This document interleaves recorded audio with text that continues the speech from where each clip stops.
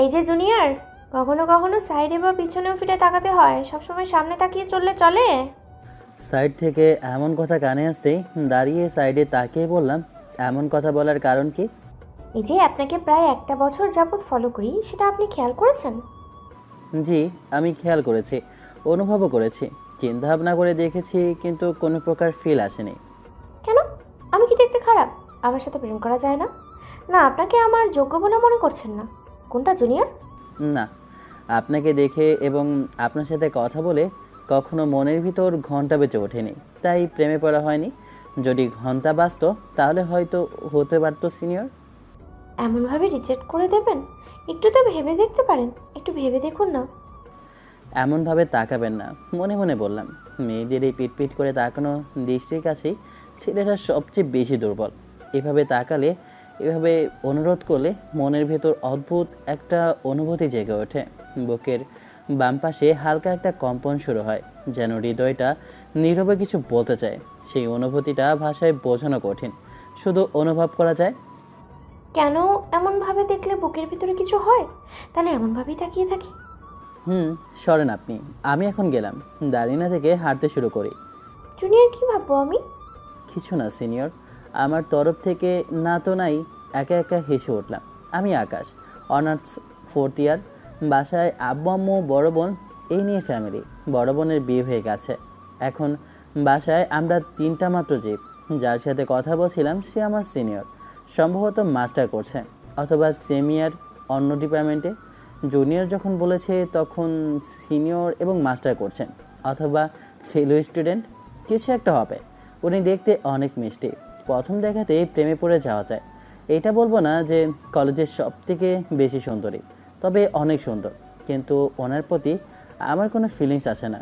Fourth ইয়ারের আজকেই প্রথম ক্লাস, বন্ধুরা আগে এসেছে, আমার শুধু দেরি। সকালে ঘুম থেকে উঠতে দেরি হয়েছে। ঘুম ভাঙতো কিনা সন্দেহ। আম্মুর থাপ্পড় খেয়ে ঘুম ভেঙেছে। কী যেন স্বপ্ন দেখছিলাম, আর বউ বউ বলে কী সব বলছিলাম, তাই নাকি মেরেছিল। হাঁটতে হাঁটতে বন্ধুদের কাছে এলাম। কিরে বন্ধু, আমি তো ভাবছিলাম তুই আজকে কলেজেই আসবি না। তোকে ফোন দিলাম, রিসিভও করিসনি। আরে আর বলিস না, ঘুম থেকে উঠতে দেরি হয়েছিল, তাই দেরি। তারপর বন্ধুদের সাথে কথা বলতে শুরু করি। কি রে, খুশি খুশি লাগছে যে? কি হয়েছে? আমি কি দেখতে অসুন্দর? আমার মধ্যে কি এমন কমতি আছে যে আমাকে রিজেক্ট করলো? কে রিজেক্ট করলো? তোর জুনিয়র? তোর মাঝে কিছু কমতি আছে বলেই তো তোকে রিজেক্ট করলো। হ্যাঁ, এবং তার একটাও বয়ফ্রেন্ড নেই। অপমান করছিস? কোথায়? না তো। তোকে অপমান করতে যাবো কেন? আমাদের কি সেই সাহস আছে যে তোকে অপমান করব?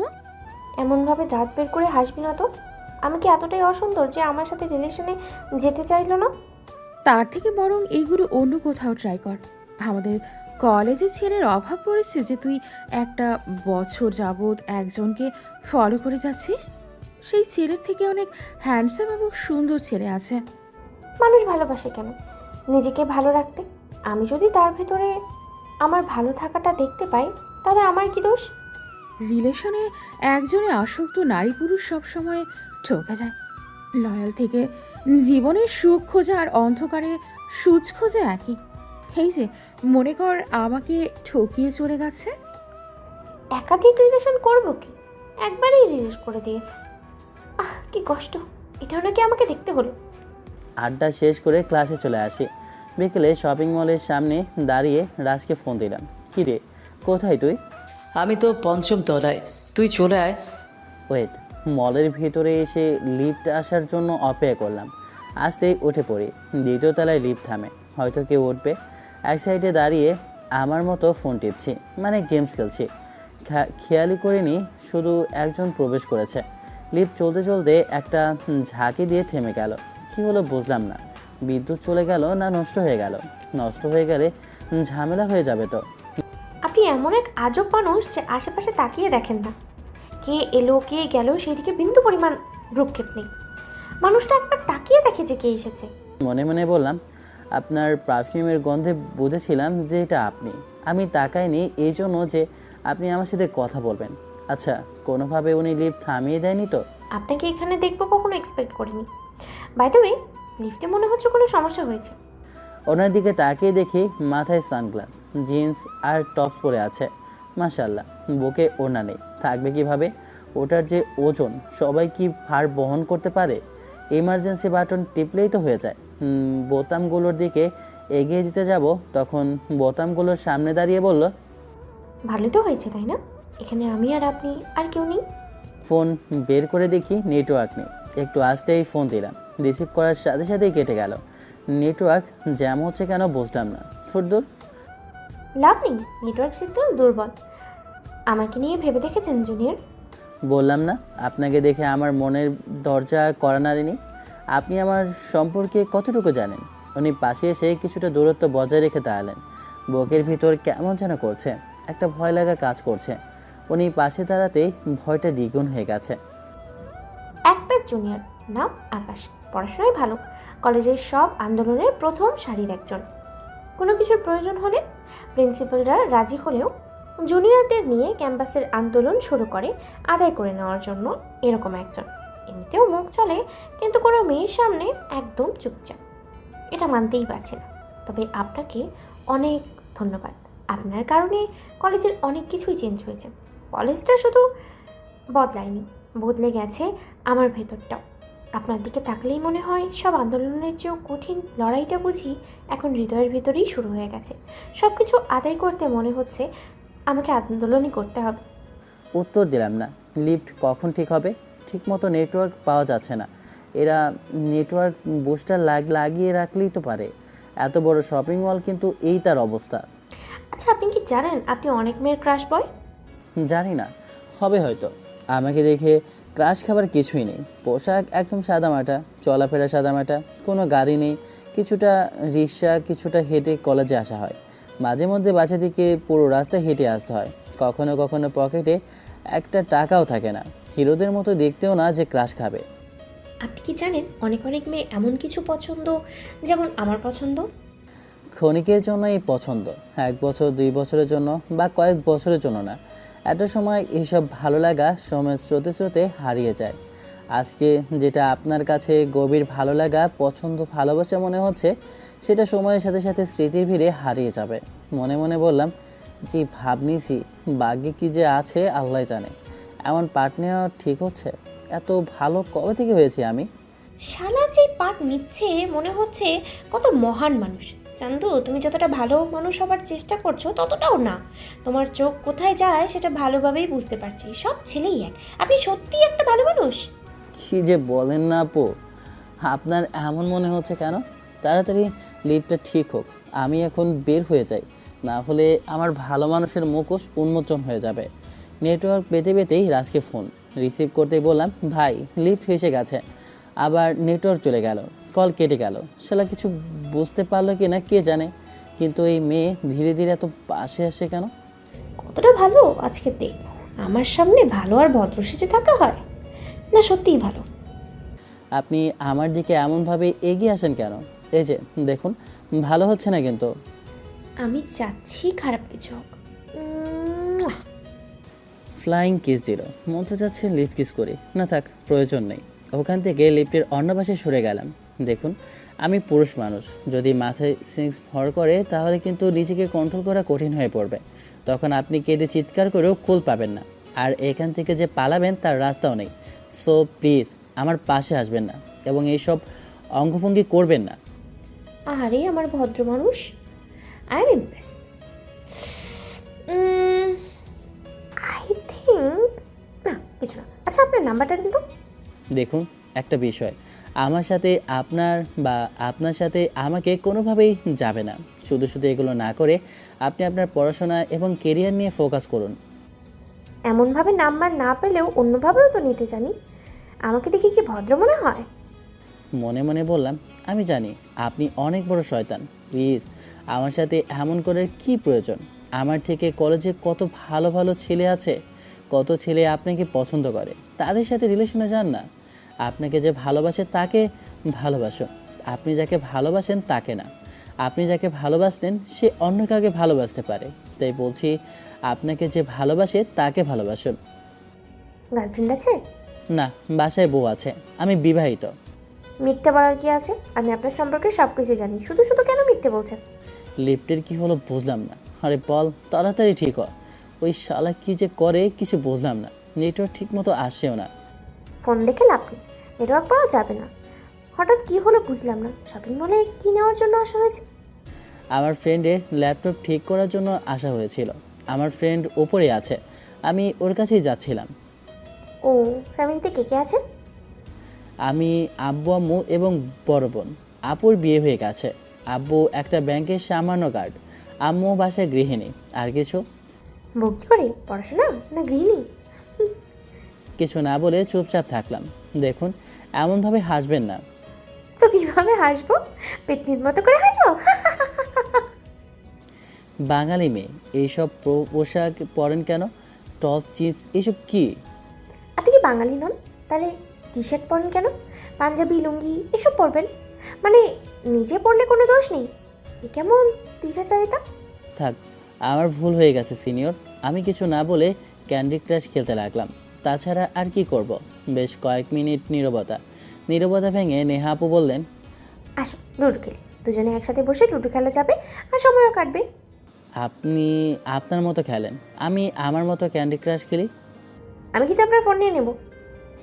অন্যের সুখ আপনার সহ্য হয় না, তাই তো? Absolutely right. অন্যকে সুখে থাকতে দেখতে পারি না। অন্য কেউ সুখে থাকলে শরীরের জ্বালা পোড়া শুরু হয়ে যায়। লুডো খেলবেন না আপনার ফোন আমি নিব?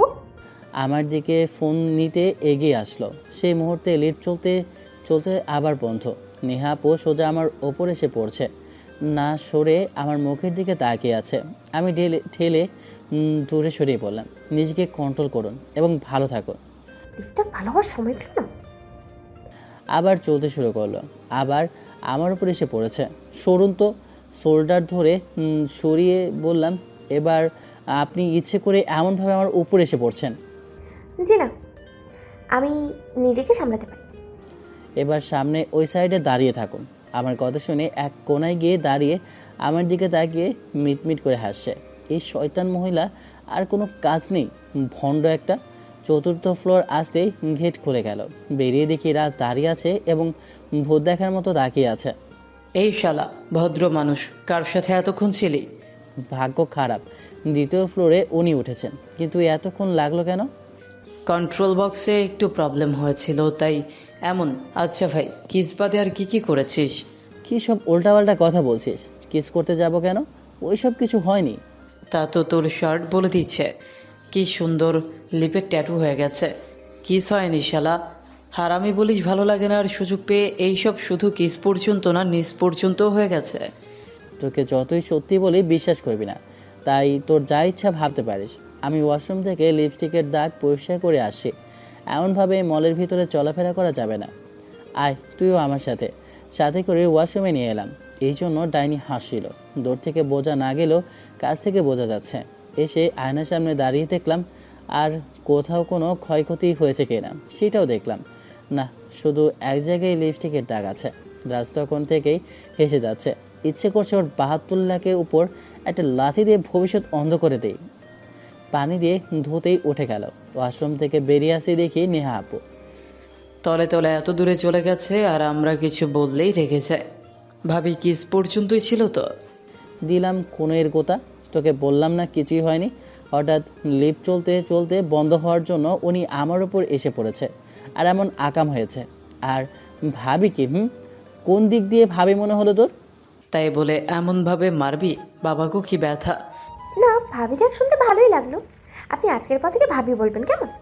ঠেলতে ঠেলতে নিয়ে এলাম। তারপর ওর কাজ সেরে অল্প নাস্তা করে পানি সেরে যে যার বাসায়।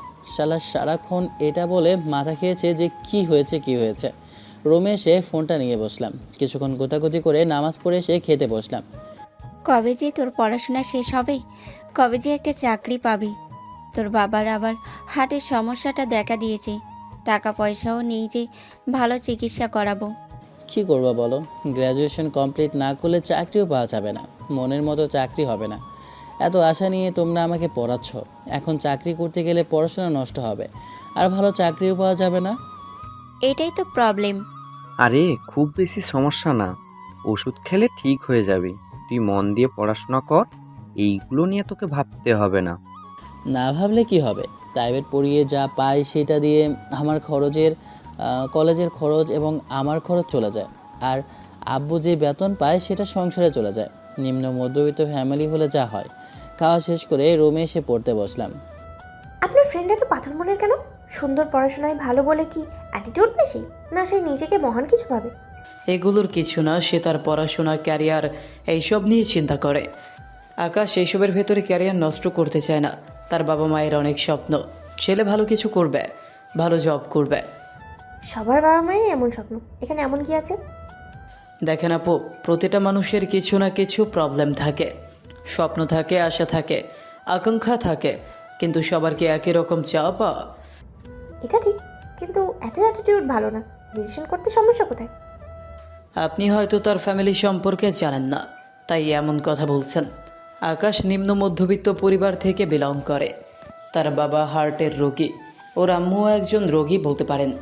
ওর বাবা যা ইনকাম করে তা দিয়ে ওদের সংসার চলে।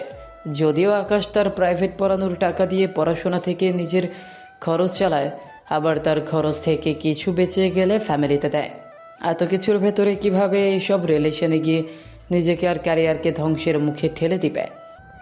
পড়াশোনায় বেশ ভালো, আমাদের সামনে স্যারেরা বেশ নাম করে, ভালো একটা চাকরি পেয়ে যাবে। বলতে পারবো না, বর্তমানে চাকরির যে অবস্থা, অনেক প্রতিযোগিতা। আর আপনি আমার বন্ধুকে ডিস্টার্ব না করে তার জগৎ নিয়ে থাকতে দেন। আর ছোট মানুষ হয়ে একটা কথা বলি, আপনি যদি তার জন্য অপেক্ষা করে থাকতে পারেন তাহলে থাকেন, যদি না পারেন তাহলে কেটে পড়ুন। দয়া করে প্লিজ ওর লক্ষ্য থেকে দূরে সরিয়ে দেওয়ার চেষ্টা করবেন না। এই, আমি কি করেছি শুনি? আমি না ফোন দিই না মেসেজ করি, তার ফেসবুক আইডি নেই, তার ফোন নাম্বারও নেই, তাহলে কিভাবে তাকে বিরক্ত করলাম? তোমার ফেসবুক আইডি আমার কাছে ছিল তাই মেসেজ দিলাম, ওর ফেসবুক আইডি এবং ফোন নাম্বার নেওয়ার জন্য নক করেছিলাম। ফেসবুক আইডি তেমন ব্যবহার করে না, যা কিছুটা সময় নষ্ট করে ইউটিউব এবং গেমে। আর আমি তো আপনাকে কিছু দিব না। আমার আর কিছু লাগবে না, আমি আকাশের থেকেই ফোন নাম্বার নেব। আপু প্লিজ, এমনভাবে তার লক্ষ্যে বাধা হয়ে দাঁড়াবেন না। আমি মেনে নিলাম আপনি কিছু বলবেন না। আমি জানি প্রেম কখনো সুখ এনে দেয় না, সব সময় সম্পর্ক একই রকম থাকে না। রাগ, দুঃখ, অভিমান, ঝগড়া এগুলো শান্তি কেড়ে নেয়, সুখ সব সময় থাকে না। যখন সমস্যা হবে আপনাদের মাঝে, তখন আকাশের সব কিছু এলোমেলো হয়ে যাবে। গার্লফ্রেন্ড আছে? আছে বলেই তো বলছি, সম্পর্কে গেলে পড়াশোনা চাঙ্গে উঠে যায়। কিছুক্ষণ পড়াশোনা করে ঘুমিয়ে পড়লাম। পরের দিন প্রাইভেট পড়িয়ে অল্প খেয়ে কলেজে এলাম। এসে বন্ধুদের কাছে গিয়ে বসে আড্ডা দিয়ে ক্লাসে। বান্ধবী, এমনভাবে মুড অফ করে থাকলে তো চলে?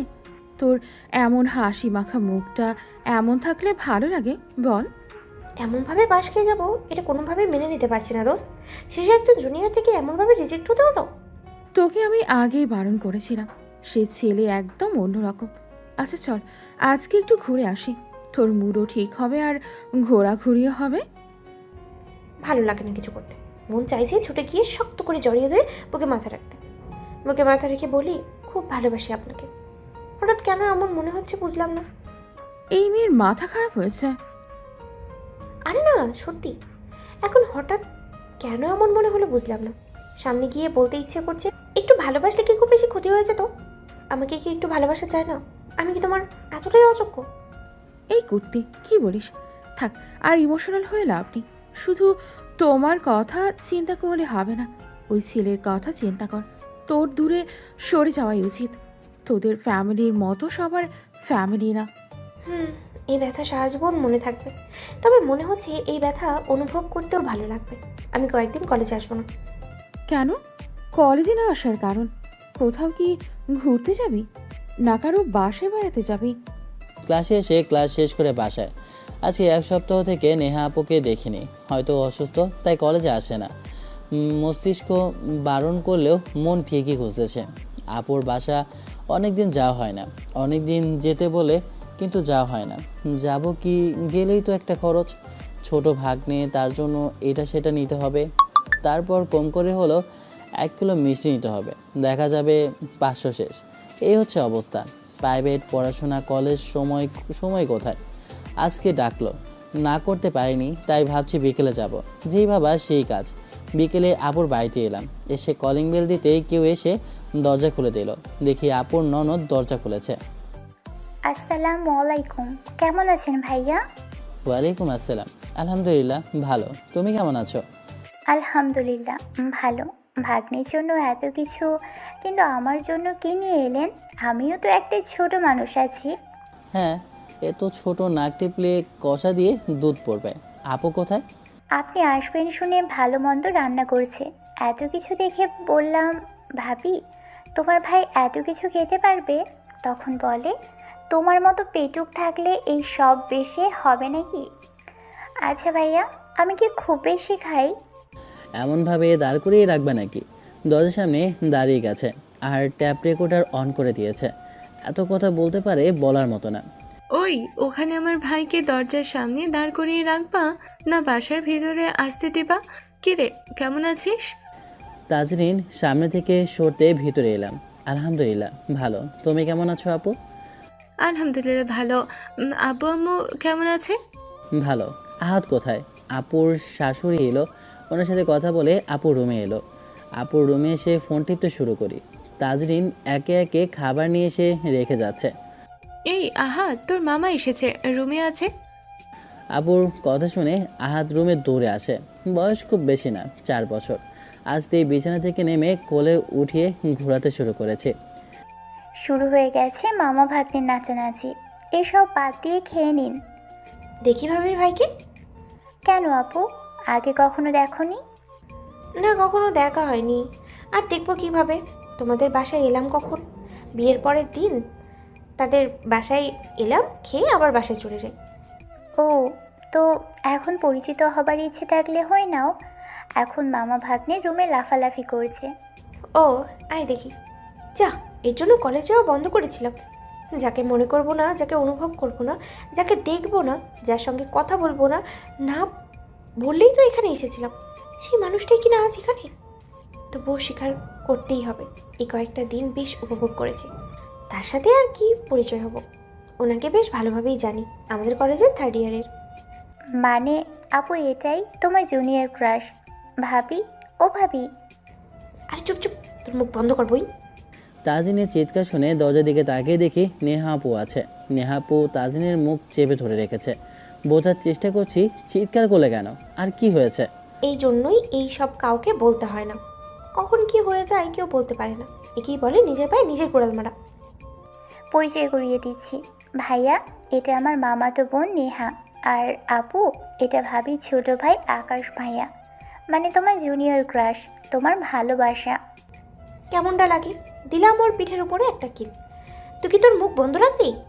আর তোকে কে বললো এটা আমার ক্রাশ? এটা নয়, ওনাকে এই জন্য চিনি যে উনি কলেজে অনেক ফেমাস। আমার কথা বিশ্বাস না হলে জিজ্ঞেস কর আকাশ কলেজে কতটা ফেমাস।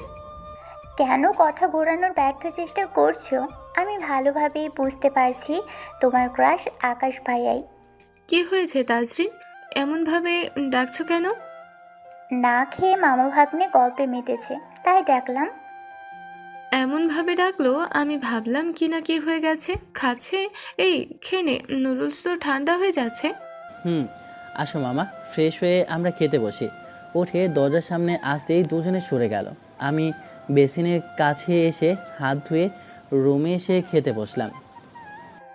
আমি হাত ধোয়ার জন্য বাটি নিতে এলাম, আর এর মধ্যে তুই বাইরে গেলি। তাজরিন, তুমি তো ভালো শয়তান, একটা বাটি নিয়ে দিতে পারোনি? এটা শ্বশুর বাড়ি নাকি যে জামাই আদর পাবে? আর ভাবি কর্ম করে খেতে হয়, না হলে শরীরে মরিচা লেগে যাবে, তাই না ভাইয়া? কিছু না বলে চুপচাপ খেতে থাকলাম। কথা বলা একদম বন্ধ, মুখ দিয়ে যেন কথা বের হতেই চাচ্ছে না। তোমরা দুজনেই কি জন্য বসে আছো? তোমরা দুজনেও খেতে বসো। না, আগে তোমার ভাইয়ের শেষ হোক, তারপর না হয় কিছু বাঁচলে খাবো। যেমনভাবে খাচ্ছে মনে হচ্ছে কিছু কপালে জুটবে। ভাবি শুধু শুধু আমাকে পেটুক বলো, কিন্তু তোমার ভাইকে দেখেছো কিভাবে খাচ্ছে? আমি তো দেখি না, ওদিকের কাজটুকু সেরে আসি। তোরা আর দুজন বসে খেয়ে নাও। আপু চলে গেল। তাজরিন বলল, আপু এমনভাবে কারোর দিকে তাকিয়ে থাকতে নেই, নজর লেগে যাবে তো। এক সপ্তাহ দেখি না, যতই তাকিয়ে থাকি না কেন চোখের খোরাকি পূরণ হয় না, হৃদয়ের তৃপ্তিও মেটে না। মন তো শুধু একটাই কথা বলে, আবারও একটু তাকিয়ে থাকি রে, আর একটু। দিলা তো সত্যিটা বলে। তখন শুধু শুধু কথা ঘোরানোর চেষ্টা করছিলাম। না আসলে সবটা বুঝতে পারছি, তখন আর লুকিয়ে কি হবে? এত কিছু করেও এত ভালোবেসেও কোনো লাভ নেই। আমার ভালোবাসাটা বোঝার চেষ্টাই করছে না। কষ্ট কি কষ্ট। কবি বলেছেন, কোনো কবি বলেছেন দেখার বিষয় নাকি বলেছে সেটা শোনো, পিছনে জোকের মতো লেগে থাকো, দেখবা ঠিক কাজ হয়ে যাবে। আরও বলেছে একবার না পারিলে দেখো বারবার। এখানে অনেক কন্ডিশন আছে। আপুর বাসাতে কিছুক্ষণ থেকে চলে আসি। আপুর বাড়িতে কখনো আনইজি ফিল হয় না, তবে আজকে হয়েছে। আরে ভাই, যদি কেউ বারবার ঘুরে দেখে তাহলে সেটা কি ভালো লাগে? পরের দিন কলেজে এলাম, এসে বন্ধুরা বসে খেলছি। খেলা শেষ করে ক্লাসে। আকাশ, কোনো সমস্যা? তোমার ক্লাসে মনোযোগ নেই যে? সরি স্যার, একটু অন্যমনস্ক হয়ে গিয়েছিলাম। আর এমন হবে না। তারপর ক্লাসে মনোযোগ দিলাম। ওই মেয়ে আমার মনকে ধীরে ধীরে গ্রাস করতে শুরু করেছে। এটা ভালো লক্ষণ নয়। আমাকে এইসব থেকে অনেক দূরে থাকতে হবে। আমার অনেক স্বপ্ন, আমার বাবা মায়ের অনেক স্বপ্ন, সেগুলো ভাঙতে দেওয়া যাবে না। টিফিন পিরিয়ডে কিরে, তোর কি হয়েছে? অন্যমনস্ক কেন? নেহাপু ধীরে ধীরে আমার মনকে গ্রাস করতে শুরু করেছে। এখান থেকে আমাকে বেরিয়ে আসতে হবে, না হলে সব কিছু শেষ হয়ে যাবে। যতটা পারিস নিজেকে সামলানোর চেষ্টা কর, এইসবে জড়িয়ে নিজেকে ধ্বংস করে দিস না। আমি সেটা জানি, আমি যথেষ্ট চেষ্টা করব। দেখতে দেখতে একটা বছর চলে গেল। আমার অনার্স কমপ্লিট। তখন নিজেকে সামনে নিয়েছিলাম। আর নেহাপু কখনো সামনে আসেনি। কেন আসেনি, কি হয়েছে, এইসব কিছু জিজ্ঞেস করিনি। চাকরি খুঁজে চলেছে। স্যারকে দেখে ওনার কাছে এগিয়ে গিয়ে বললাম, আসসালামু আলাইকুম স্যার, কেমন আছেন? ওয়ালাইকুম আসসালাম, আলহামদুলিল্লাহ। কেমন আছো তুমি? কোনো চাকরি হলো? না স্যার, এখনও রেজাল্ট পাইনি, তাই সেভাবে কোনো চাকরি খুঁজিনি। দয়া করি যেন ভালো কিছু করতে পারো। আমাদের তখন ভালো লাগে যখন তোমাদের সঠিকভাবে শিক্ষা দিতে পারি। আর সবথেকে বড় অর্জন হলো যখন তোমরা আমাদের থেকে বড় কোনো পজিশনে যাও। জি স্যার। এখন কলেজের অবস্থা কেমন? অনেকদিন কলেজে যাওয়া হয় না, আপনাদের মিস করি স্যার। তাই তাহলে তুমি চলে আসো, একদিন ঘুরে যাও। এমন না যে তোমাদের কলেজে প্রবেশ করা নিষেধ, এখনও তোমাদের ওটা কলেজ। তা ঠিক, কলেজে এখন কোনো কাজ নেই, তাই যাওয়া হচ্ছে না। তো আর কি, পড়াশোনা করবা না, না জব করবা? আমি বলবো তুমি মাস্টার কমপ্লিট করো আর পাশাপাশি জব করো। কিভাবে সম্ভব স্যার? পার্ট টাইম জব পাওয়া যাবে না। ক্লাস পড়াশোনা না করলে ভালো রেজাল্ট করা সম্ভব না। আপনি যখন বললেন আমি অবশ্যই ভেবে দেখব। আর আমি বিসিএস এর প্রস্তুতি নিচ্ছি। বাহ, গুড। দোয়া করি। আচ্ছা আমি যাই, কাজ আছে, তোমরা থাকো। জি স্যার। স্যার চলে গেল। আমরা বন্ধুরা আড্ডা দিতে থাকি। একটা ফোন এলো, রিসিভ করে সালাম দিলাম। আসসালামু আলাইকুম। জি, কে বলছেন? ভাইয়া, আমি আপনার বিয়ান। ও, কেমন আছো? আলহামদুলিল্লাহ ভালো। ভাইয়া, আপনি কেমন আছেন? আলহামদুলিল্লাহ। বাসার সবাই কেমন আছে? আপু, আহাদ, আঙ্কেল, আন্টি? আলহামদুলিল্লাহ ভালো, সবাই ভালো। একটা চাকরির অফার আছে আমার ফ্রেন্ডের বাবার অফিস। আবার বলো শুনি। আমি ঠিকানা দিচ্ছি, আপনি গিয়ে দেখুন। সম্ভবত ওটা পার্সোনাল অ্যাসিস্ট্যান্টের জব। বেতন কেমন জানা হয়নি, সেটা আপনাকে গিয়ে দেখতে হবে। আচ্ছা, তুমি ঠিকানা দিয়ে দাও, আমি আগামীকাল গিয়ে দেখব। আচ্ছা থাকেন ভাইয়া। বাবা, আমাদেরকে কেউ এমনভাবে চাকরির অফার করে না। এমন চাকরিতে তোর পোষাবে? আরে ভাই, এখন যা পাচ্ছি সেটাই গ্রহণ করি না। এটা করতে করতে ভালো চাকরি পেলে তখন এটা ছেড়ে চলে যাব। আগে গিয়ে দেখি কি হয়। স্যার এলো, চা খাওয়ার অফার করলাম না। স্যার কি নাকি ভাববে? আরে কি ভাববে? আমরা কি কোনো দোকানে বসে আছি, না কোনো বাজারে? এখান থেকে দোকান অনেক দূরে। আর দেখলে না, স্যার তারাই আছে। কিন্তু আমাদের বলা উচিত ছিল।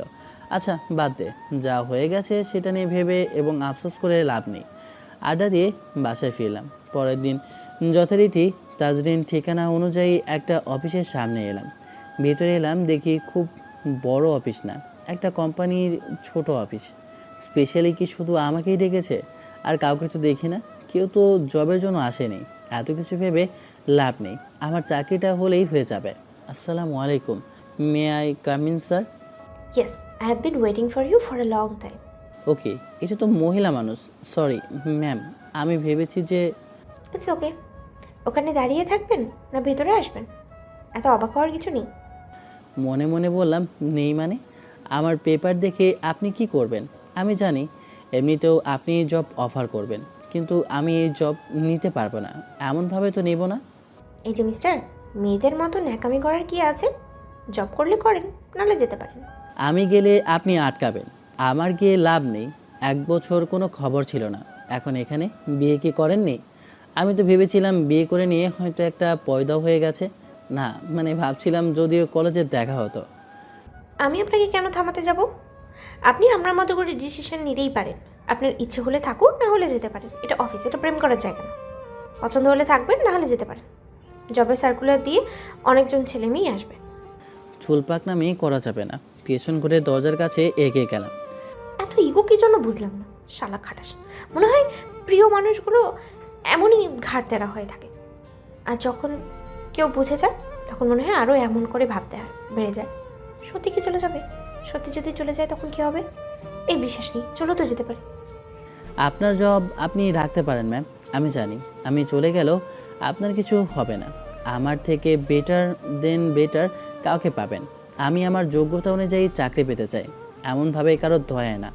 আমার বাবা মা এমনভাবে চাকরি পাওয়ার জন্য এত কষ্ট করে পড়াশোনা করায়নি, বুঝলেন? যাব বাবা, আমি কখন কি বললাম যে এগুলো আমাকে শোনাচ্ছে? ইচ্ছে করছে মেরে দাঁত ফেলে দিই একদম। এত ইগো কেন? আপনার বস কি জানে আপনি এমনভাবে কাউকে চাকরি দিয়েছেন? আপনি তো রুলসের বাইরে কাজ করছেন। এই যে হ্যালো, এটা আমার অফিস। এখানে আমি যা বলি তাই রোজ। এই সমস্ত কিছু আমার বাবার মানে আমার, বোঝা গেছে? আপনাকে পছন্দ করি তাই আপনার সাথে এমনভাবে কথা বলি। আপনাকে পছন্দ না করলে, আপনাকে ভালো না বাসলে এতক্ষণ আপনার কি করতাম ঠিক ছিল না। জি বুঝলাম, কিন্তু আমি আপনাকে কখন মারলাম, কখন অপমান করলাম, কখন ক্ষতি করলাম যে আপনি আমার কিছু করবেন? আপনার পার্সোনাল অ্যাসিস্ট্যান্ট বাদে অন্য কোনো পোস্ট খালি থাকলে বলেন। না, আর কোনো পোস্ট ফাঁকা নেই। আপনি যা বুঝছেন না আমি তা বুঝি, কিন্তু আমি যা বুঝতে পারছি আপনি সেটা বুঝতে পারছেন না। আপনি যা চাইছেন তা কখনোই সম্ভব নয় মিস নেহা। আপনার আর আমার মাঝে আকাশ জমিন পার্থক্য। আমি বা আমার পরিবার আপনাকে মেনে নিলেও আপনার পরিবার কখনোই আমাকে অ্যাকসেপ্ট করবে না। আপনার থেকে আমার যতটা দূরত্ব থাকবে ততই সবার জন্য ভালো। আমি জানি না আমার ভেতরে আপনি কি দেখেন যে এমন করছেন। এখনও অপেক্ষা করে আছেন। আমার চেয়ে অনেক ভালো ছেলে আছে, রিচ পরিবারের ছেলে আছে যাদের সঙ্গে আপনাকে মানাবে। আমার সঙ্গে আপনাকে মানাবে না। আপনার পাশে দাঁড়িয়ে থাকার যোগ্যতা আমার নেই। আপনি কেন এসব বুঝতে চান না? কেন বোঝেন না বলুন তো? এমনভাবে তাকিয়ে আমার বুকে তীর ছোড়ার কি আছে? আপনি কেন বুঝতে চান না আমি আপনাকে ভালোবাসি? আমি আপনাকেই চাই, শুধু এক মুহূর্তের জন্য নয়, আজীবনের জন্য চাই। আপনার জন্য আমি অপেক্ষা করেছি, এখনও করে যাচ্ছি। কেন এই অপেক্ষা, কেন এই ধৈর্য? আপনি কি একবারও বোঝার চেষ্টা করেছেন আমার ভিতরে এমন কি ঘাটতি আছে যে বারবার আমাকে ফিরিয়ে দিচ্ছেন? আমি তো শুধু চাই আপনি আমার পাশে থাকুন, সারা জীবন পাশে থেকে আমার হাতটা শক্ত করে ধরে রাখুন। আমি কি করলে আপনাকে পাবো একটাবার যদি বলে দিতেন, আমি সেটাই করতাম। আমাকে কি আপনি শিকারী ভাবেন না তীরন্দাজ?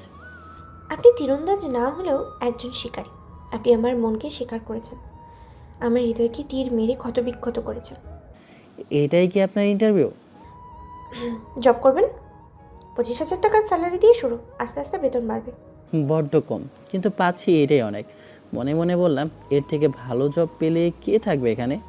কি হয়েছে, এত চিন্তা ভাবনা করছেন কেন? কম হয়ে গেল তো? আচ্ছা, আঙ্কেল আন্টি কেমন আছেন? আলহামদুলিল্লাহ ভালো, যদিও আব্বুর অবস্থা দিন দিন খারাপ হয়ে যাচ্ছে। অপারেশনের প্রয়োজন, কিন্তু এত টাকা কোথায়? ভালো হলেই ভালো। আচ্ছা, আপনি একটু কথা বলেই কি এত চিন্তা ভাবনা করতে শুরু করেন? পুরো কথা বলেন। সত্যি আঙ্কেল আন্টি ভালো আছে তো? জি, মেডিসিন খাচ্ছে, সুস্থ আছে। আমি অপারেশনের টাকা দিতে পারি, তবে একটা শর্তে। যদি রাজি থাকেন তাহলে বলেন। অপারেশন করাতে পারলে তো ভালো হয়। আচ্ছা, আগে আপনার শর্ত শুনি, তারপর বলছি। যদিও বুঝতে পারছি আপনি কি শর্ত দেবেন। আমাকে বিয়ে করতে হবে। যদি রাজি থাকেন তাহলে আমি আপনার অপারেশনের টাকা দেবো, যতটা খরচ হবে সব আমিই দেবো। ওনার কথা শুনে ওনার দিকে তাকিয়ে আছি। এই মেয়ে এতটা পাগল কি জন্য? আপনার কথা ভেবে দেখব, তারপর বলবো। ওকে, এমনভাবে তাকিয়ে থাকবেন না বসবেন? সেই তখন থেকে এমন দাঁড়িয়ে দাঁড়িয়ে কথা বলে যাচ্ছেন। আপনি আমার সিভি দেখুন। চেয়ারে বসে ফাইলটা এগিয়ে দিলাম। নেহা দেখতে লাগলো। দেখা শেষ করে বলল, আমি রেখে দিলাম, আগামী মাসের 1 তারিখ থেকে জয়েন করতে পারেন। আপনার কাছে মেইল চলে যাবে। Thanks ma'am, okay bye. এত তাড়াহুড়ো করেন কেন? বাসায় বউ আছে নাকি? তেমন না, আমি আব্বু আম্মুকে এই খুশির খবরটা দিতে চাই। মনে মনে বললাম, একটা সরকারি চাকরি পেলে ভালো হতো। ট্রাই করব, যদিও বিসিএসের জন্য প্রস্তুতি নিচ্ছি। দেখা যাক আল্লাহ ভাগ্যে কি লিখে রেখেছেন। আপনার একটা সমস্যা, কথা বলতে বললেই কোথায় যেন হারিয়ে যান। কি এত ভাবছেন বলেন তো? ও ও আপনি বুঝবেন না। আর কিছু কি বলতেন? অনেক কিছুই বলতে চাই, কিন্তু বলতে পারছি না। চা কফি কিছু খাবেন? না, এই সময়ে চা কফি কিছু খাই না। আপাতত আমি কিছু খাবো না, এখন বাসায় যেতে চাই।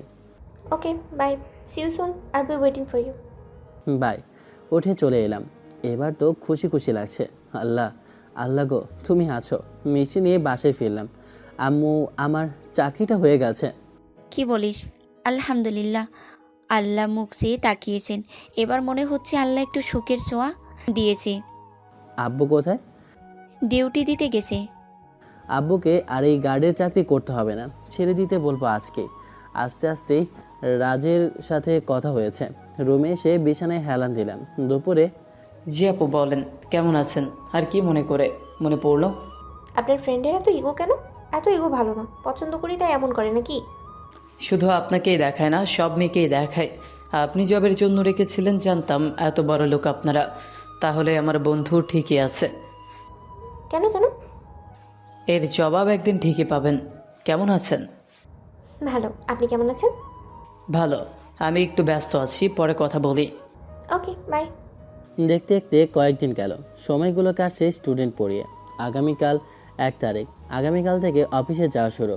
আব্বু কাজ ছেড়ে দিতে বললাম, তখন বলেছে এই মাসটা শেষ করে ছেড়ে দেবে। খাওয়া শেষ, বসে ফোন টিপছে। তখন একটা ফোন এলো, আননোন নাম্বার। রিসিভ করে সালাম দিলাম। আসসালামু আলাইকুম। জি, কে বলছেন? আমি বাসায়, কি করি, বাইরে আয়। তা ঠিক আছে, কিন্তু এই নাম্বার কার? আমার সিম কার্ডে অফার দিচ্ছিল, তাই নিয়ে নিলাম। শালা, তোর কাছে কতগুলো সিম কার্ড আছে? আমার মনে হচ্ছে তোর কাছে 20টার উপরে সিম কার্ড হবে। কোথায় আছিস? স্কুল মাঠে বসে আছি। মারুফ থেকে আরও কয়েকজন আছে। দাঁড়া, আসি। ফোন কেটে আম্মুকে বলে বাসা থেকে বেরিয়ে চলে এলাম স্কুল মাঠে। সবার সাথে আড্ডা দিয়ে রাতে বাড়িতে এলাম। রাতে তাড়াতাড়ি ঘুমিয়ে পড়ি। পরদিন সকালে যা কাজ থাকে তাই করলাম। তারপর 8:30টার দিকে বাসা থেকে বেরিয়ে চলে আসি অফিসের দিকে। 8:50 বাজতে বাজতেই অফিসে পৌঁছেও যাই। অফিসের ভিতরে এসে দেখলাম অনেকে আছে। সবাই সিনিয়র, নতুন কেউ নেই মনে হচ্ছে। ছেলেটা কি নতুন জয়েন করেছে? মনে তো হচ্ছে। আমাদের তো এই অফিসে কোনো পোস্ট ফাঁকা ছিল না। আছে তো, ম্যামের পার্সোনাল অ্যাসিস্ট্যান্ট এর পোস্ট। আমার মনে হচ্ছে ম্যামের পার্সোনাল অ্যাসিস্ট্যান্ট হবে। এমনভাবে আলোচনা না করে ছেলেটাকে এই জিজ্ঞাসা করলেই তো হয়ে যায়। এই যে মিস্টার। একজনের ডাক শুনে ওনার কাছে গেলাম। আসসালামু আলাইকুম, আমি আকাশ আহমেদ নীল, আপনাদের পরিবারের নতুন এক সদস্য, মানে ম্যামের পার্সোনাল অ্যাসিস্ট্যান্ট। ও, কথা বলার আগ্রহ কি নেই যে এমনভাবে ইন্ট্রো দিলেন? না, তেমন না। একটা একটা করে প্রশ্ন আমার কাছে ভালো লাগে না, তাই একসাথে সব প্রশ্নের উত্তর দিয়ে দিলাম। আপনার পরিচয়টা স্যার? আমি সাগর, অফিসের ডিরেক্টর। মিসেস, আপনার পরিচয়? এই যে মিসেস। স্যার, উনি কি কানে শোনেন না? আরে না, ও হয়তো আপনাকে দেখে ক্রাশ খেয়ে কল্পনার জগতে চলে গেছে। দেখুন, হয়তো আপনাকে নিয়ে সংসার সাজিয়ে ফেলেছে। আহা, আমি এতটাই কি সুন্দর? এক্সকিউজ মি, আপনি আমার কেবিনে আসুন। ম্যাম এই কথা বলে চলে গেল। আমি ওনার এমনভাবে আসাতে এবং চলে যাওয়ার দিকে তাকিয়ে আছি। থাকুন স্যার, নতুন। আস্তে আস্তে সবার সাথে পরিচয় হয়ে নিব ইনশাল্লাহ, বলেই হাঁটা দিলাম ম্যামের কেবিনের দিকে। ছেলেটা চলে গেল কেন? ম্যাম ডাকলেন তাই চলে গেল। আপনাকে বললো, আপনার সম্পর্কে জানতে চাইলো, কিন্তু আপনি কোনো রেসপন্স করলেন না। একইভাবে তাকিয়ে থাকলেন। সুন্দর ছেলে দেখলে মাথা ঠিক থাকে না?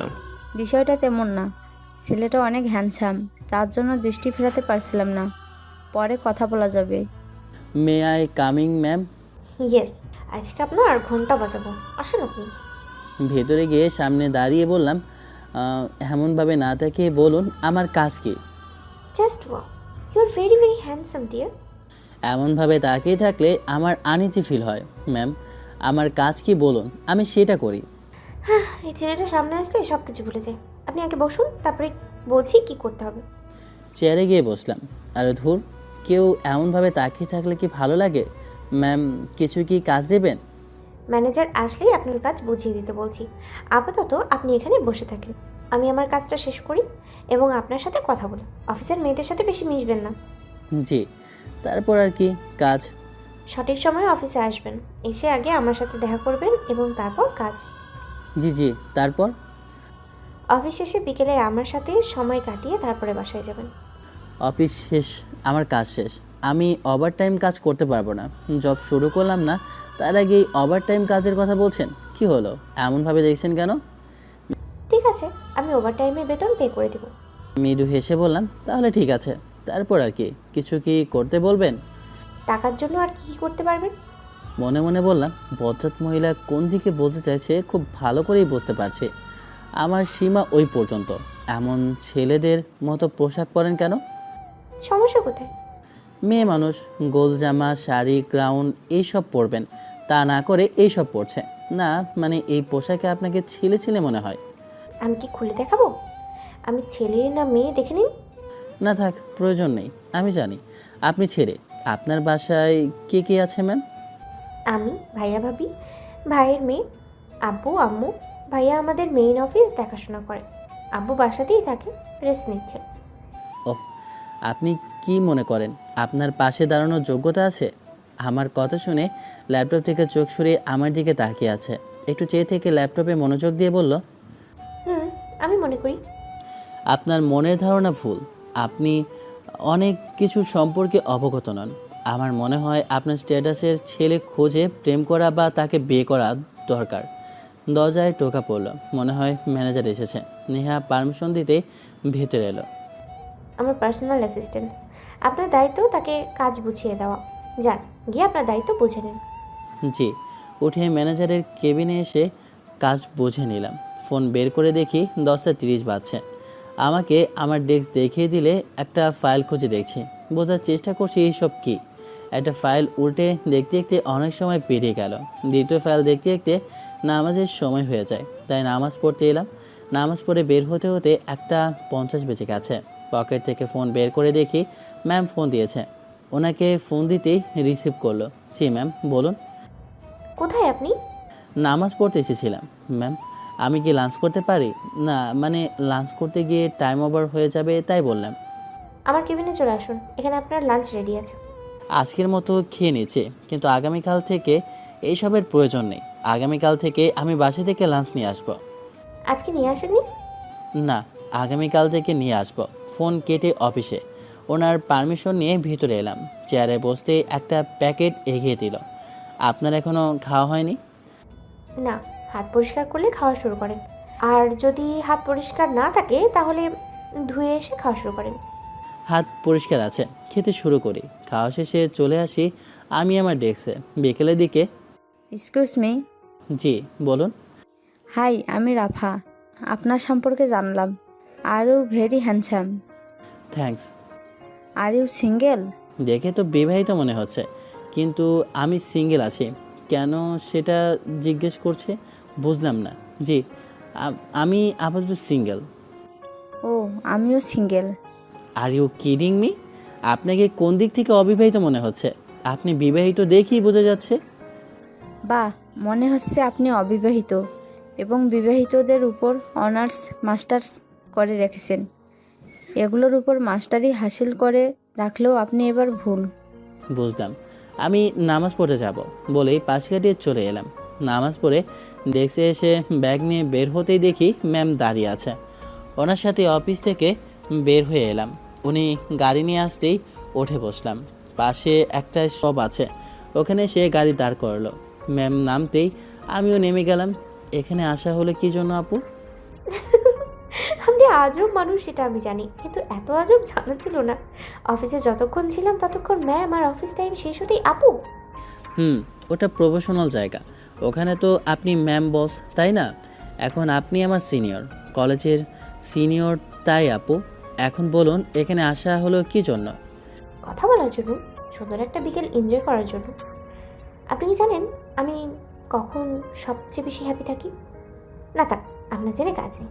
আপনি কি জানেন আমার সবচেয়ে বেশি পছন্দ কি? না থাক, এটা জেনেও লাভ নেই। তাহলে বলছেন কেন? যখন বলবেন না তখন এইসব কখন জানেন এগুলো বলছেন কেন? মন চাইলেও তাই বলছি। আমার কোথায় যেতে বেশি ভালো লাগে জানেন?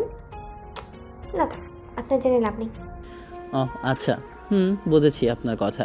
আপনার ফ্রেন্ড? সেটাই তো দেখছি, মনে হচ্ছে বয়ফ্রেন্ডের সাথে এসেছে। চলেন গিয়ে দেখি। কি প্রয়োজন কাবাব মেয়ে হাড্ডি হবার? তাদেরকে তাদের মতো ছেড়ে দেন। ঘাসের ওপর বসে আমাকে বসতে বলল। একটু দূরত্ব রেখে বসে বললাম, এমনভাবে সময় নষ্ট করে কি হচ্ছে? সময় নষ্ট? কোথায় সময় নষ্ট করলাম? কখন কখন কখনো কখনো মনকে, মস্তিষ্ককে রিল্যাক্স করার জন্য সময় দেওয়া প্রয়োজন। লাইফে এনজয় করারও প্রয়োজন আছে। তা ঠিক আছে, আপনার কি এসব কিছু বিরক্ত লাগে না? মাঝে মাঝে বাসায় বসে থাকতে থাকতে বোরিং হয়ে যাচ্ছিলাম, তাই অফিসে জয়েন করেছি। আর সব থেকে বড় প্যারা আব্বু আম্মুর বিয়ের প্যারা। বিয়ে করো বিয়ে করো। বিয়ে করে নিলেই তো পারেন, তাই না? বয়স তো কম হলো না। আমার কথা শুনে আমার দিকে তাকিয়ে আবার সামনের দিকে তাকালো। আপনার এক্স গার্লফ্রেন্ড আছে বা গার্লফ্রেন্ড আছে? না, আমার অতীত বর্তমান কিছুই নেই। ওগুলোকে কখনো প্রশ্রয় দেয়নি। ছোট থেকে আমার মাথায় ঘুরপাক খেয়েছে ভালোভাবে পড়াশোনা করতে হবে, ভালো একটা চাকরি করতে হবে এবং পরিবারের হাল ধরতে হবে। আপনার ফুপি এবং ফুপা অনেক ভালো। এটা ঠিক বলেছেন। আপনার বড় ফুপি এবং ফুপা থেকে অনেক ভালো। ভাইয়াও অনেক ভালো। ওদের পরিবারের সবাই ভালো। আমার চাচা থেকে ফুপি সবচেয়ে বেশি পছন্দ ছোট ফুপি এবং ফুপাকে। আমার বাবা সামান্য একজন গার্ড, তারপরেও আমাদের পছন্দ করলো এবং আবুকে বউ বানিয়ে নিয়ে গেল। আপনার ফুপি পছন্দ করে নিয়ে গেছে। ভাইয়া খারাপ বা তার পছন্দ হয়নি সেটা বলছি না। বিয়ের সময় যৌতুক চায়নি এবং পরবর্তীতে কোনো কিছুর জন্য চাপও দেয়নি বা কখনো বলেওনি। তবু আব্বুর সাধ্যের মধ্যে একটা বাইক কিনে দিয়েছিলেন। ও, আপনি আপনার শ্বশুরবাড়ি থেকে কি আশা করেন? কোনো কিছুই না। তাদের সবচেয়ে বড় মূল্যবান জিনিসটাই তো আমার কাছে চলে আসবে, তাহলে তাদের থেকে আর কি চাইবো? আমার কথা শুনে আমার দিকে ঘাড় কাত করে তাকালো। এমনভাবে ঘুরে দেখার কি আছে? অনেক কিছু দেখার আছে, আবার অনেক কিছু দেখার নেই। ওহ, এখন আব্বুর অপারেশনটা করাতে পারলেই হতো, কিন্তু এত টাকা নেই। হয়তো 2.5-3 লাখ খরচ হবে। দিন দিন অবস্থা খারাপ হচ্ছে। গত পরশুদিন ডাক্তারের কাছে নিয়ে যেতে হয়েছিল। বলছিল অপারেশন করাতে হবে। অপারেশন ছাড়া আর কোনো পথ নেই। আমি কি অফার করেছি ভুলে গেছেন? আপনি অবুঝ, কখনো কোনো জিনিস বুঝে বলেন না। আপনার মনে হয় আপনার এই ডিসিশন বা আমাকে আপনার বড় হিসেবে আপনার ফ্যামিলি মেনে নেবে? কখনোই না। কেন শুনবে না? আমার সব কথা শুনে, আমার সব চাওয়াও পূরণ করে। আরে, আপনি এই কথাটা বলে দেখিয়েন তো। একবার দেখেন আপনার চাওয়া পূরণ করে কি না। আগামীকাল তো শুক্রবার, অফিস ছুটি। আগামীকাল আপনার আব্বু আম্মুকে নিয়ে আমার বাসায় বিয়ের প্রস্তাব নিয়ে আসেন। তারপর দেখেন রাজি হয় কিনা। দেখবেন রাজি হবে না। আমার মনে হয় আমার আব্বুকে আমার থেকে বেশি আপনিই বেশি চান। আপনাকে যা বললাম তা করেন। জি, বুঝলাম। কিছুক্ষণ ওনার সাথে আড্ডা দিয়ে চলে এলাম বাসায়। পরদিন সকালে আম্মুকে নিয়ে নেহাপুদের বাসায় এলাম। নেহাপু সকালে বলল যে আমাদের ডেকেছে। ওনার আব্বু নাকি আব্বুর সাথে কথা বলবে। আমার তো তা ভয় হচ্ছে কিছু হবে। বাসার ভিতরে এসে সালাম দিয়ে বসলাম। আসসালামু আলাইকুম। ওয়ালাইকুম আসসালাম, বসেন। আব্বু আর আমি সোফায় বসলাম। আমরা বসতে বসতেই বললেন, আমি দেখতে চাচ্ছিলাম যে আমার মেয়েকে যে ভালোবাসে সে ছেলে কেমন, তাই ডেকেছি। তো আপনি কি করেন? জি, আমি একজন সিকিউরিটি গার্ড ছিলাম, এখন এই কাজ ছেড়ে দিয়েছি। একজন সামান্য সিকিউরিটি গার্ড হয়ে আমার বাসায় বিয়ের প্রস্তাব নিয়ে চলে এলেন? আপনার সাহস আছে বলতে হয়। আব্বু তুমি এমনভাবে কথা বলছো কেন? চুপ করো তুমি। তুমি আর একটা কথা বললে সেটা তোমার জন্য ভালো হবে না। আমার মেয়ে হয়ে তোমার রুচি এতটাই খারাপ হবে ভাবতেও পারিনি। কিভাবে তুমি একজন সিকিউরিটি গার্ডের ছেলেকে ভালোবাসতে পারো? তোমার এতটা অধঃপতন হলো কিভাবে? আর আপনি একটা লোভী। যে শুনেছেন মেয়ের বাবার অনেক টাকা পয়সা, নাচতে নাচতে চলে এসেছেন। আপনার কি দোষ? ছোট লোকদের তো এমনই চরিত্র, টাকা পয়সাওয়ালার লোক দেখলে মাথা ঠিক থাকে না। আপনার পছন্দ হয়নি, আপনি বারণ করে দিতেন, কিন্তু এমনভাবে অপমান করার কি আছে? এই চুপ, তোদের আবার মান সম্মান আছে? যদি থাকতো তাহলে এখানে আসতি না। তোর কি স্ট্যাটাস আছে যে আমার ঘরের জামাই হবি? আমি উঠে বললাম, আব্বু চলো। আব্বুকে উঠিয়ে নেহার দিকে তাকিয়ে বাসার ভেতর থেকে বেরিয়ে এলাম। আব্বু আমাকে মাফ করো, এমন কিছু হবে জানলে কখনো তোমাকে নিয়ে আসতাম না। আমি বুঝতে পারিনি যে আমাদের অপমান করার জন্য রেখেছে। আমাকে এইসব শুনতে হবে কখনো ভাবিনি। তোর উচিত ছিল তোর যোগ্যতা অনুযায়ী রিলেশন করার। সরি আব্বু, আমার অনেক বড় ভুল হয়েছে, আমাকে তুমি মাফ করে দাও। আব্বু কিছু বললো না, চুপ করে থাকলো। এমনভাবে কথা বলার কি ছিল আব্বু? তোমার তাদের পছন্দ হয়নি গতকাল রাতে বললে আমি বারণ করে দিতাম। এমনভাবে ডেকে নিয়ে এসে অপমান করার কি খুব জরুরি ছিল? তোমার মুখ থেকে আর একটাও কথা শুনতে চাই না। আর তুমি ওই ছেলেকে জব থেকে বের করো। তোমার স্পর্ধা কত যে আমার বাসায় তাদের আসার জন্য বলেছ। বেরিয়ে আসতে একটা রিক্সা পেয়ে গেলাম। উঠে বসে চুপ করে আছে। আব্বুর মুখে একটা কথাও নেই। এর বদলা আমি অবশ্যই নিব, এমনভাবে বদলা নিব জীবনেও ভুলবে না। ফোনটা বেজে উঠল। পকেট থেকে ফোন বের করে দেখি নেহা ফোন দিয়েছে। রিসিভ করে কানের কাছে নিলাম। সরি, আমি জানতাম না এমন কিছু হবে।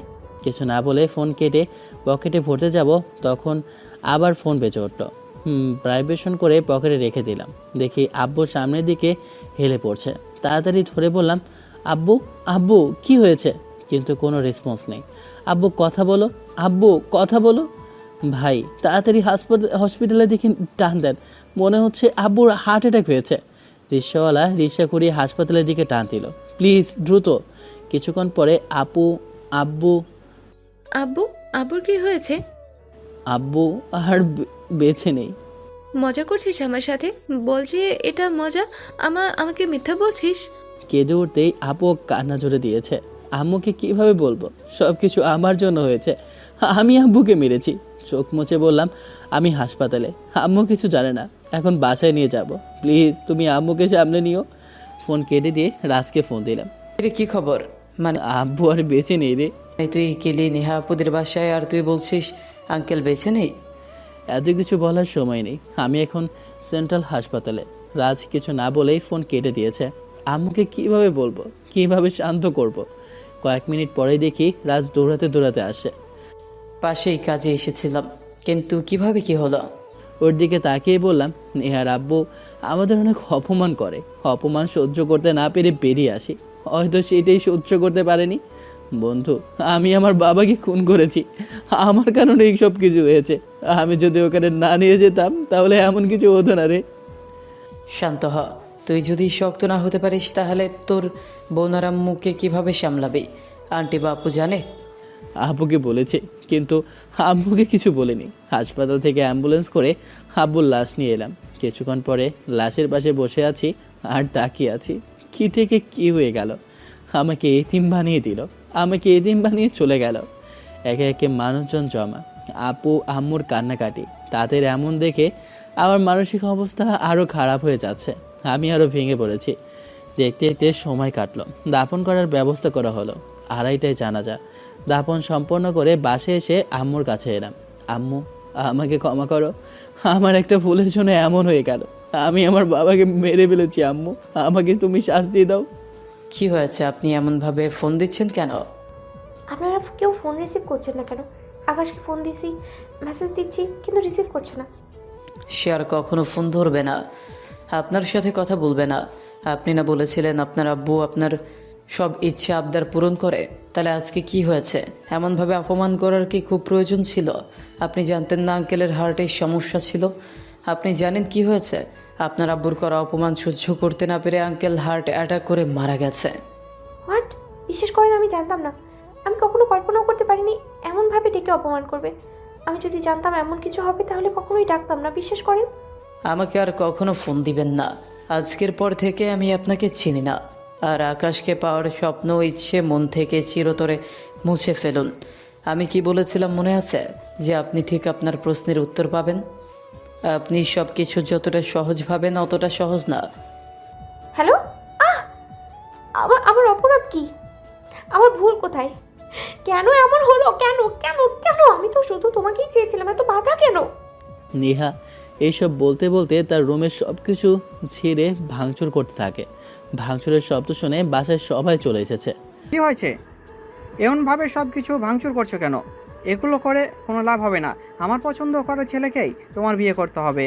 তুমি জানো আকাশের বাবার হার্টের অসুখ ছিল, তোমার করা অপমান সহ্য করতে না পেরে হার্ট অ্যাটাক করে মারা গেছে। তুমি একটা খুনি, তুমি একটা খুনি। আমি কিভাবে খুনি হতে পারি? আমি শুধু তাদের জায়গায় চিনিয়ে দিয়েছি। এখানে আমার কোনো অপরাধ নেই। আর এসব আবর্জনা দূর হলেই ভালো, সমাজ ও পরিবেশ ঠিক থাকবে। তুমি এতটা খারাপ, তুমি এতটা জঘন্য। এইসব বলেই কিছু লাভ হবে না। আমি কতটা খারাপ তুমি হয়তো জানো না। এমনি এমনি এত টাকার পয়সার মালিক হয়ে যায়নি। বিয়ে? আমি কখনো বিয়ে করবো না। প্রয়োজনে মরে যাবো, তারপরেও বিয়ে করবো না। তোমার যা ইচ্ছা করো, আমার পছন্দ করা ছেলের সাথেই তোমার বিয়ে হবে। শোক কাটিয়ে উঠতে কতদিন লাগবে জানি না, তবে সব কিছু ভুলে যাওয়া কি সম্ভব? যতদিন বেঁচে আছি ততদিন কোনো কিছুই ভুলবো না। দরজায় হেলান দিয়ে বাইরের দিকে তাকিয়ে আছি, তবে যে জিনিসটার জন্য এত কিছু, সেই জিনিসটা তার থেকে আগে কেড়ে নিব। নেহা, তুমি স্ট্যাটাস অনুযায়ী ছেলে পছন্দ করবে না? তার সম্পর্কে খোঁজ খবর নেবা না? তুমি জানতে না ওই ছেলের ফ্যামিলির ব্যাকগ্রাউন্ড কি? না জেনে রিলেশনে গেছো? ভাবি প্লিজ যাও এখানে। এরপর থেকে কোনো কিছুই ভালো লাগবে না। ভাবছে আমাকে বিয়ে দিলেই সমস্যার সমাধান হয়ে যাবে। এটা ভুল ভাবছে। এখন থেকে সমস্যা শুরু হবে। আমি এমন অবস্থা করব যে মৃত্যুর আগ পর্যন্ত আফসোস করবে।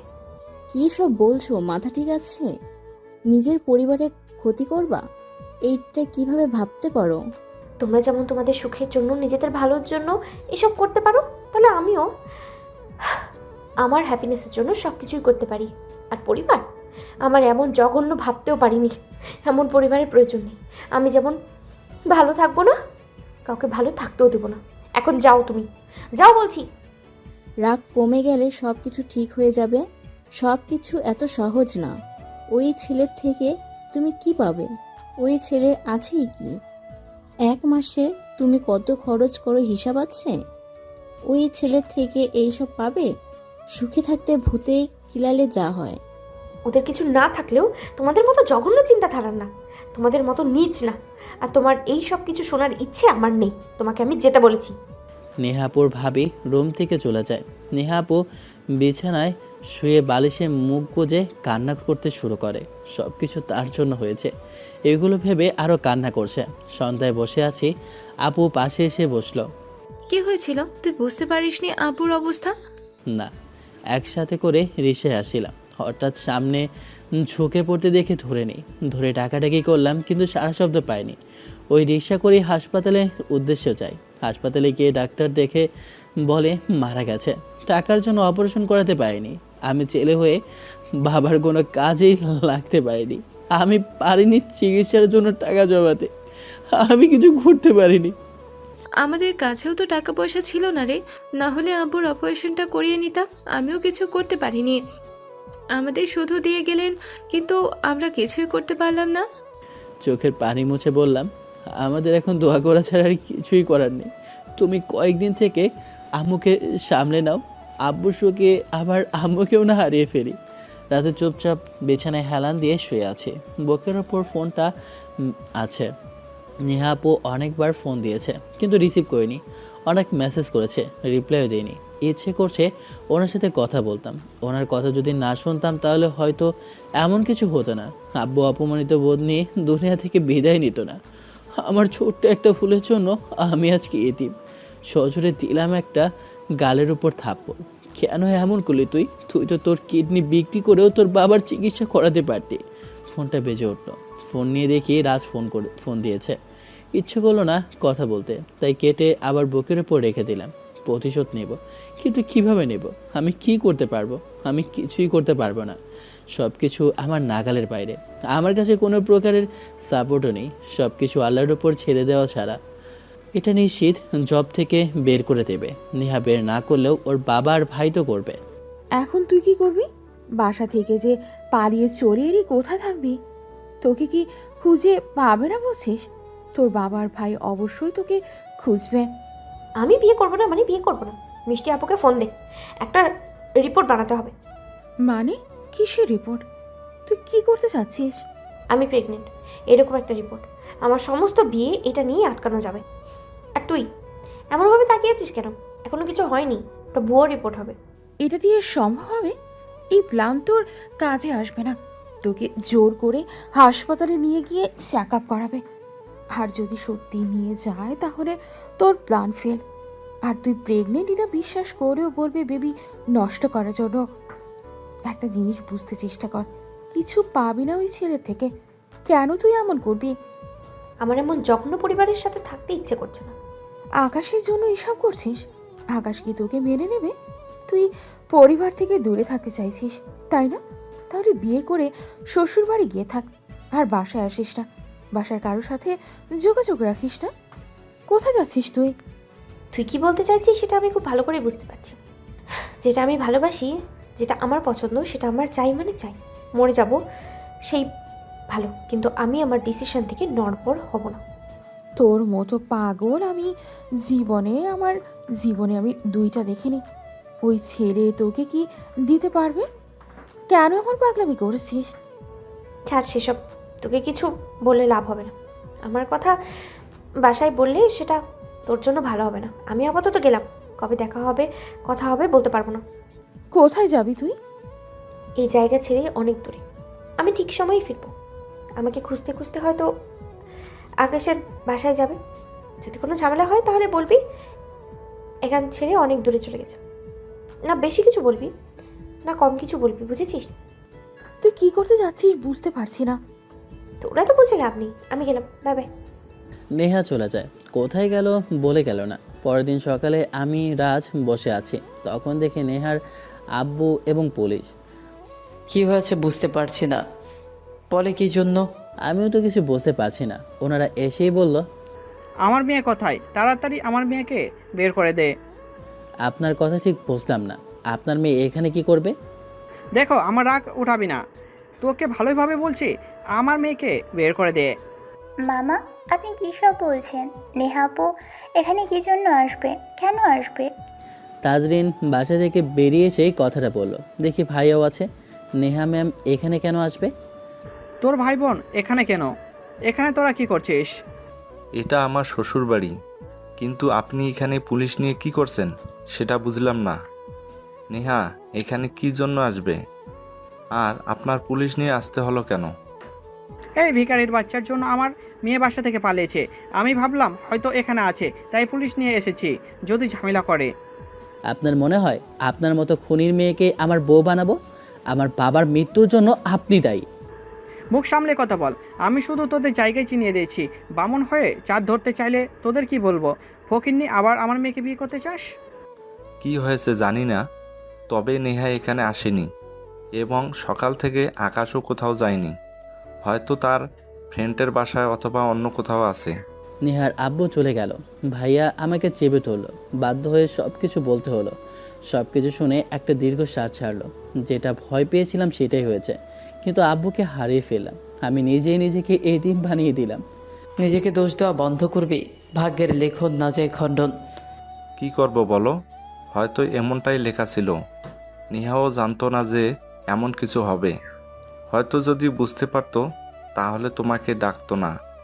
চুপচাপ দাঁড়িয়ে থাকলাম। মনে মনে বললাম, বাসা থেকে কোথায় গেল? হয়তো ফ্রেন্ডের বাসায় আছে। আবার চেয়ারে বসলাম। 2 দিন পর, আপু কোথায় তুমি?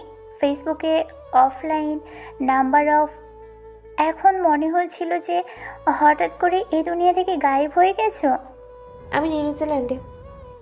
মানে তুমি নিউজিল্যান্ডে কি করছো? আর কিভাবে গেছো? কখন গেছো?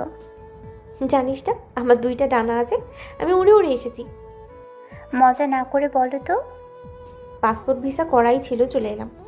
আমার এখানে ঘুরতে আসার প্ল্যান ছিল, তাই চলে এলাম। আচ্ছা সব বাদ দিয়ে বল, ওখানের খবর কি? বাসার খবর জেনে লাভ নেই, যা পারছে করতে দে। আকাশের খবর কিছু আছে? কি বলবো, শনিবার সকালে মামা আকাশ ভাইয়াদের বাসায় পুলিশ নিয়ে হাজির। আমি ভাইয়া ওখানেই ছিলাম। আমরা না থাকলে হয়তো পুলিশ দিয়ে উঠিয়ে নিয়ে যেত। ভাইয়া আফসোস করছে, নিজেকে দোষ দিচ্ছে, বলছে তার ভুলের জন্যই এমন হয়েছে। তোমার কথা তার শোনা উচিত হয়নি, সব সময় নিজেকে ব্লেম করে যাচ্ছে। বিশ্বাস করো, সত্যি আমি জানতাম না ডেকে নিয়ে এমনভাবে অপমান করবে, ভাবতেও পারিনি। আমি ভেবেছিলাম হয়তো আমার কথায় তারা রাজি, তাই ওনাদের ডেকেছিলেন, না হলে কখনোই ডাকতাম না। আপু, আমি তোমাকে বলেছিলাম মনে আছে যে মামা কখনো মেনে নিবে না। দেখলে শেষ পর্যন্ত কি হলো? কত গর্ব করে বলেছিলে। আপু আমার সব কথা শোনে, সব আবদার পূরণ করে। আমি ভুলছিলাম, আমার বাবার মতো জঘন্য মানুষ দুইটা নেই। যখন বললাম যে তোমার অপমানের জন্য আকাশের আব্বু হার্ট অ্যাটাক করে মারা গেছে, তখন বলে ময়লা পরিষ্কার হলে সমাজ ও পরিবেশ ভালো থাকে। আমার কতটা খারাপ লেগেছিল তোকে আমি বলে বোঝাতে পারবো না। তার মেয়ে বলে নিজেকে পরিচয় দিতে আমার লজ্জা হচ্ছে। কিভাবে এমন কথা বলতে পারলো? মানুষ কতটা নিকৃষ্ট হলে এমন কথা বলতে পারে? আহ, কি বলবা বলো?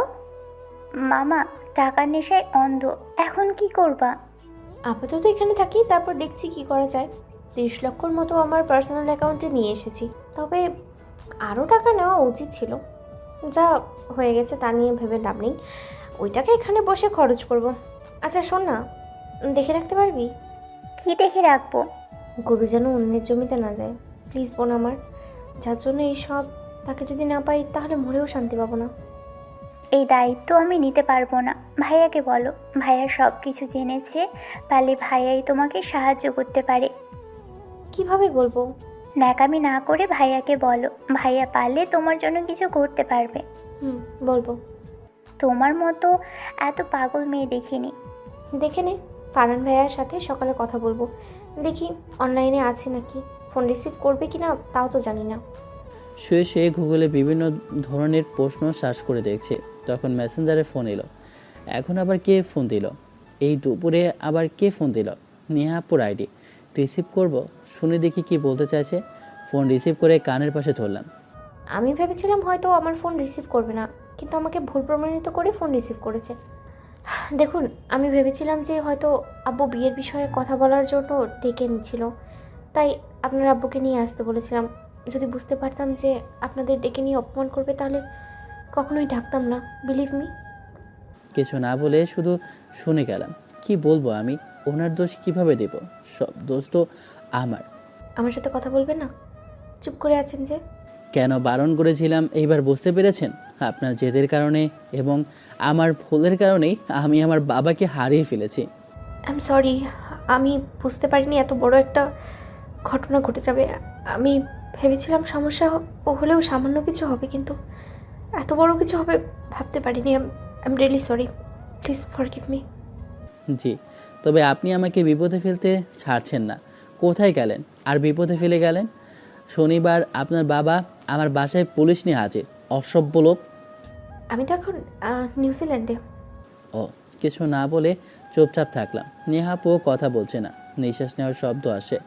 ঘুমিয়ে পড়লো নাকি? মানুষ কথা বলতে বলতে কিভাবে ঘুমিয়ে পড়ে? ফোন কাটতে গিয়েও কিছু একটা ভেবে হাত সরিয়ে কানের পাশে ধরে রাখলাম। কেমন যেন মনে হচ্ছে। এই মেয়ে এত জেদি কেন বুঝলাম না। একটা জেদ ধরে আছে তো ধরেই রেখেছে। বুঝলাম না। ম্যাম অফিসে আসে না, তার পিও আসে না, কিছু কি হয়েছে? কেউ না কেউ তো অফিসে আসবে। কিছু একটা ঘটেছে। আগামীকাল নতুন বস আসবে, নতুন নতুন বস, নতুন নতুন সব রুলস রেগুলেশন। আমরা শুধু গাধার খাটুনি খেটে চলছি। নতুন বস মানে? আর কে বলল নতুন বস আসবে? ম্যানেজার থেকে শুনলাম। এখন কি হয়েছে বলতে পারো না, বড় লোকদের পারিবারিক ব্যাপার। ও, কিন্তু যে ছেলেটা নতুন জয়েন করেছিল সে তো অফিসে আসবে, তাই না? সেও তো দুদিন থেকে আসছে না। জানি না ও কেন আসে না, এগুলো বলেও লাভ নেই। আমাদের কাজ করতে হবে, এই হচ্ছে কথা। তাতে যাই হয়ে যাক না কেন, লাঞ্চ টাইম শেষ, এখন কাজ করি। ফোন রেখে সব কিছু ভাবতে ভাবতে ঘুমিয়ে পড়লাম। এই কয়েকদিন ঠিকমতো ঘুমানো হয়নি। বিকেলে দুজনে চুপচাপ বসে আছে। দুজনে বলতে আমি আর রাজ। এখন কি করবে? আপাতত প্রাইভেট পড়িয়ে সংসার চালাই, আরও 2-3টা ব্যাচ পড়াতে হবে। সকালে 2টা আর বিকেলে 2টা, তাহলে ওখান থেকে আমার হয়ে যাবে। নেহাপুর বিষয়ে কি ভেবেছিস? মেয়েটা যে তোর জন্য এমন করছে, তুই কি করবি? আপাতত নেহা আপু নিউজিল্যান্ডে, তার ফ্যামিলি থেকে পালিয়ে ওখানে গেছে। আমার জায়গায় থাকলে তুই কি করতে? ভালোবেসে কাছে টেনে নিতাম। এমন পাগলাটে মানুষ পাওয়া ভাগ্যের ব্যাপার। এমনভাবে কেউ অপেক্ষায় থাকবে না। তোর জন্য সমস্ত কিছু ছেড়ে দিয়েছে। কিন্তু আমি স্ট্রং না হলে দাবি দিতে চাইবে। আমাকে স্ট্রং হতে হবে। বিসিএস প্রস্তুতি নিচ্ছি, দেখা যাক শেষ পর্যন্ত কি হয়। তবে কিছু বলবো না, না অবহেলা করব না প্রপোজ করব। ফ্রেন্ডশিপ বলতে পারিস। বুঝলাম, ভালোভাবে প্রস্তুতি নে। আমি বলবো নেহা আপুকে কোনো প্রকার আঘাত না করার জন্য। তুই সব কিছু ভালোভাবেই জানিস, তোর জন্য সে কি থেকে কি করছে। কিছুক্ষণ আড্ডা দিয়ে বাড়িতে এলাম। রাতে খাবার সময় আপু বলল, আপু সেদিন থেকে এখানেই আছে, বলছিল আগামীকাল চলে যাবে। কি করবে এখন? বিসিএস প্রস্তুতি নিচ্ছি, আর আপাতত সংসারে হাল ধরার জন্য প্রাইভেট পড়াবো। 3-4টা প্রাইভেট পড়ালেই হয়ে যাবে। খুব ভালো ডিসিশন। তাহলে তুই ভালোভাবে পড়াশোনায় মনোযোগ দে, আমার বিশ্বাস তুই পারবি। আম্মু চুপচাপ আছে, খাবার নাড়াচাড়া করছে কিন্তু খাচ্ছে না। কিছু বলতে গিয়েও বললাম না। খাওয়া শেষ করে রুমে এসে ফোন রেখে পড়তে বসলাম। 11টা পর্যন্ত পড়ে ঘুমিয়ে পড়ি। রাতে ওই কুত্তি, কোথায় তুই? এখন তোর ফোন দেওয়া লাগলো কেন, কি হয়েছে? তোর বাপ আমাকে যত ধমক দিয়েছে, বাপের জন্মে এত ধমক আর কারো কাছে খায়নি। তুই চলে গেলি, আমি কেন তাদের বলিনি, কেন আটকে রাখিনি? ব্রা। আচ্ছা, কোথায় তুই? আমি কোথায় থাকতে পারি বলে মনে হচ্ছে? নাটক কম মারাও প্রিয়, বল কোথায় তুই? নিউজিল্যান্ডে। দেশে থাকলে ঠিক খুঁজে বের করতো। আচ্ছা যাই হোক, সব কিছু ঠিক থাকলেই হলো। ও, তুই বলছিলি তো ঘুরতে যাবি, তাই তো পাসপোর্ট ভিসা রেডি করেছিস, কিন্তু ভিসা কখন পেয়েছিস? বৃহস্পতিবার পেয়েছিলাম। বল তোর খবর কি, কেমন আছিস? ভালো। তুই এখন আছিস আর কি করিস? এই তো বিছানায় বসে। সব কিছু যখন শান্ত হবে তখন দেশে ফিরবো। জানিস, রাতে কথা বলতে বলতে ঘুমিয়ে গেছিলাম। শরীর ক্লান্ত থাকায় ঘুম চলে এসেছিল। আমি ঘুমিয়ে যাবার অনেকক্ষণ পর ফোন কেটেছিল। এত খুশি হবার কি আছে? এখানে এত খুশি হচ্ছিস কেন? বাদ দে, তুই আমার খুশি বুঝবি না। মাঝে মধ্যেই আমি নিজেই বুঝতে পারি না কোনটা আমি খুশি আর কোনটা আমি দুঃখী। পাগল দেখেছি, কিন্তু তোর মতো দেখিনি। আর নতুন নতুন প্রেমে পড়ে এমনই হয়। ভালো, খুব ভালো। আচ্ছা, তোর ডিনার হয়েছে? 12:30 বাজে। ডিনার করবে না তো তোর জন্য অপেক্ষা করবে নাকি? কখন তুই ফোন দিবি? ফোন দিয়ে জিজ্ঞেস করবি আমি খেয়েছি কিনা। তুই বললে আমি খাবো, বা ফোন দিলে আমি খাবো। বয়ফ্রেন্ড কি আজকে দেয়নি তাই এমনভাবে রেখে আছিস? বাল, একদম এইসব বলবি না। আমি ভালো মেয়ে। না, তোর কথা শুনে সেইটাই মনে হচ্ছে। আর দেখ, তুই নিজেকে ভালো দাবি করে আমার মতো ভালো মানুষের অপমান করবি না। দুজনে এমনভাবে ঝগড়া করতে থাকে। 1 বছর পর I have arrived in Bangladesh my friend. খুব ভালো করেছিস। রাজশাহী কবে পৌঁছাচ্ছিস? আর কখন ঢাকায় এসেছিস? এই তো মাত্র 8:40-এ পৌঁছেছি। বিমানের জন্য অপেক্ষা করছি। আর রাজশাহী যাব না তো, যাব বরিশাল আমার বরের কাছে। না মানে এখনো বড় হয়নি, তবে হয়ে যাবে। হোয়াট? বরিশালে কি আছে? আকাশ, ও তোকে তো বলা হয়নি, আকাশ তো প্রমোশন ক্যাডার ইউএনও। তুই তো অনেক খারাপ, এই কথা আমাকে বলিসনি কেন? আর যেই লেভেলের স্টুডেন্ট ছিল এমন ক্যাডার হওয়াই স্বাভাবিক। Good job. রাজশাহীতে কবে আসবি? দেখা যাক, তবে যাবো কোনো একদিন। থাক, ফ্লাইট এসে গেছে, গেলাম। বরিশাল পৌঁছে তোকে ফোন দিব। Bye bye. নেহা আপুকে রিসিভ করতে যাবার জন্য বের হচ্ছি। একাই থাকছি। কয়েকদিন পর ছুটি পাবো, তখন গিয়ে আম্মুকে এখানে নিয়ে আসব। আর ওই ডাইনি তো এসেছে, এখন পর্যন্ত প্রপোজ করিনি। যেমন ফ্রেন্ডরা কথা বলে সেভাবেই কথা বলেছি। অথচ দুজনেই জানি আমরা একে অপরকে ভালোবাসি, কিন্তু তবুও কেন জানি বলতে পারিনি। একটা সরকারি বাংলো দেওয়া হয়েছে, ওখানে একাই থাকা হচ্ছে। এত বড় বাংলা, একা মানুষ। নেহা আপু আসছে, দিয়ে 2 জন হবে। ফোন হাতে নিয়ে নেহা আপুর মেসেজ এলো। লিখেছে, আমি ফ্লাইটে উঠতে যাচ্ছি, এয়ারপোর্টে এসে রিসিভ করবা। মেসেজ দেখে মুচকি হেসে রিপ্লাই দিলাম, ওকে ডিয়ার। বরিশাল সদরে পোস্টিং হওয়ার জন্য আরও বেশি সুবিধা হয়েছে। সদর থেকে দূরে হলেও ঝামেলা হয়ে যেত। একই ফাঁকে এয়ারপোর্টের তদারকি করারও হয়ে যাবে। এক কাজে 2 কাজ। বাংলো থেকে বেরিয়ে এলাম, গাড়ি নিয়ে। ড্রাইভার দাঁড়িয়ে আছে। গাড়িতে উঠে বললাম, এয়ারপোর্টে চলেন। ড্রাইভার আমার কথা শুনে গাড়ি চালাতে শুরু করেছে। আহ, শান্তি। সব কাজেই সুবিধা। সরকারি চাকরিতে মজাই আলাদা। বেশ কিছুক্ষণ পরে এয়ারপোর্টে চলে এলাম। সবই পাওয়ার। এসে দেখলাম সবাই বেশ ভয়ে ভয়ে আছে। এসে ম্যানেজারের সাথে কথা বলতে থাকি। ঘড়ির দিকে তাকিয়ে দেখি প্রায় 10টা বাজে চলল। ম্যানেজারকে আগেই বলেছি আমার স্পেশাল অতিথির কথা, সে তার মতো ব্যবস্থা করেছে। আমাকে খুশি রাখতে কী সব করছে বারণ করলাম, তাও বলল সিম্পলভাবে ব্যবস্থা করবে। কারো প্রবেশের আওয়াজ পেলাম, দেখি নেহা পাশে দেখা ফুলের তোড়া নিয়ে দাঁড়িয়ে এগিয়ে গেলাম। এই মেয়েকে নিয়ে একটা সমস্যা, তাকিয়ে থাকে মানে তাকিয়েই থাকে, আশেপাশের লোকজন আছে সেটা দেখে না। এদিকে এগিয়ে বললাম, এমনভাবে তাকিয়ে না থাকে এটা নাও। আরে কতদিন সামনাসামনি দেখি না জানো তুমি, কতটা অপেক্ষা করেছি তুমি জানো। দেখলাম ম্যানেজার বেরিয়ে গেল। ধন্যবাদ, বেচারা হয়তো সিচুয়েশন বুঝতে পেরেছে। ফুল না নিয়ে এসে বুকে ঝাঁপিয়ে পড়ে কান্না জুড়ে দিয়েছে। আমাকে কি ভেজানোর ইচ্ছে হয়েছে? তুমি কোনো কথা বলবে না? এবার শক্ত করে জড়িয়ে ধরলো, আমিও জড়িয়ে নিলাম আমার ভালোবাসার চাদরে। আমার চোখের কোণে জল খুশির ঠেলায় কেঁদে দিয়েছে। এত কল্পনা, এত জল্পনা, এত দীর্ঘ অপেক্ষা আর অগণিত চাওয়ার শেষে সব কিছু এসে থেমেছে আমার কাছে, আমার বুকে, আমার বাহুতে, আমার নিঃশ্বাসের ভেতর। আমার চেয়ে সে বেশি অপেক্ষা করেছে। কিভাবে প্রতিটি দিন পার করেছে, কিভাবে বুকের ভেতর আসা আর ভয় একসাথে বই নিয়ে বেঁচে থেকেছে, সেটা শুধু এই মানুষটাই জানে। 1 মাস 2 মাস নয়, টানা 3টি বছর ধরে সে শুধু অপেক্ষাই করেছে। আমাকে পাওয়ার আশায় কত পাগলামি করেছে, কত না বলা কষ্ট নিজের ভেতরে লুকিয়ে রেখেছে, কত রাত নির্ঘুম কাটিয়েছে, তার হিসেব নেই। তবুও সে ক্লান্ত হয়নি, হাল ছাড়েনি। আজ সব অপেক্ষা, সব কষ্ট, সব ভালোবাসে সে আশ্রয় নিয়েছে আমার কাছে, আমার বুকে। কাঁদতে কাঁদতে হেসকি শুরু করে দিয়েছে। ছাড়িয়ে চোখ মুছে কপালে একটা চুমো দিলাম। কিছু না বলে আবার জড়িয়ে ধরলো। আমি কি কোথাও চলে যাচ্ছি? আমার জড়িয়ে ধরে থাকতে ইচ্ছে করছে।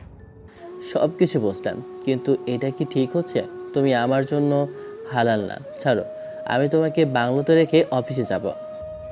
না, তোমাকে বলার জন্য অনেক কিছু জমা হয়ে আছে, সব কিছু তোমাকে শুনতে হবে।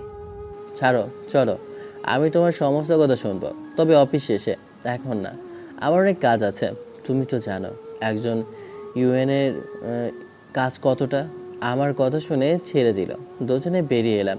ব্ল্যাক ব্ল্যাঙ্কেট পরে আছি, তাই ভেজা বোঝা যাচ্ছে না, কিন্তু আমার শরীর ঠিকই বুঝতে পারছে। ম্যানেজারকে ধন্যবাদ দিয়ে এয়ারপোর্ট থেকে বেরিয়ে এলাম। ড্রাইভার লাগেজ নিয়ে গাড়িতে উঠে বসতেই বললাম, আগে বাংলো চলেন, তারপর অফিসে। ড্রাইভার গাড়ি স্টার্ট দিল। নেহা আপুর দিকে তাকিয়ে বললাম, তোমার এই চেয়ে থাকাটা কখনো পরিবর্তন হবে না? তুমি কি জানো তোমার দিকে চেয়ে থাকতে কত ভালো লাগে? মন চায় শুধু তোমার দিকেই চেয়ে থাকে।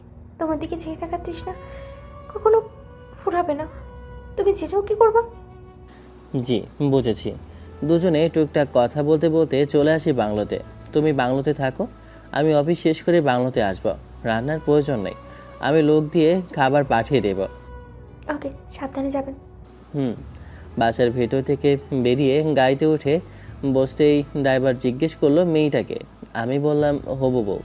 ওখান থেকে অফিসে এলাম, এসে কাজে মনোযোগ দিই। বেশ কিছুক্ষণ পরে, কিরে, কি অবস্থা তোর? আপু, এই সময় তুমি তুমি কি দেশে এসেছো? আমি এখন দেশে এবং বরিশালে। বরিশালে কি করো? ও, আকাশ ভাইয়ের ওখানে গেছো? বাহ। এই এই সাবধান, বিয়ের আগে উল্টাপাল্টা কিছু করিও না।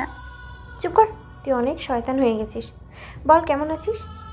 আমার বাসার খবর তোর কাছে আছে? না, তেমন কোনো আপডেট নেই।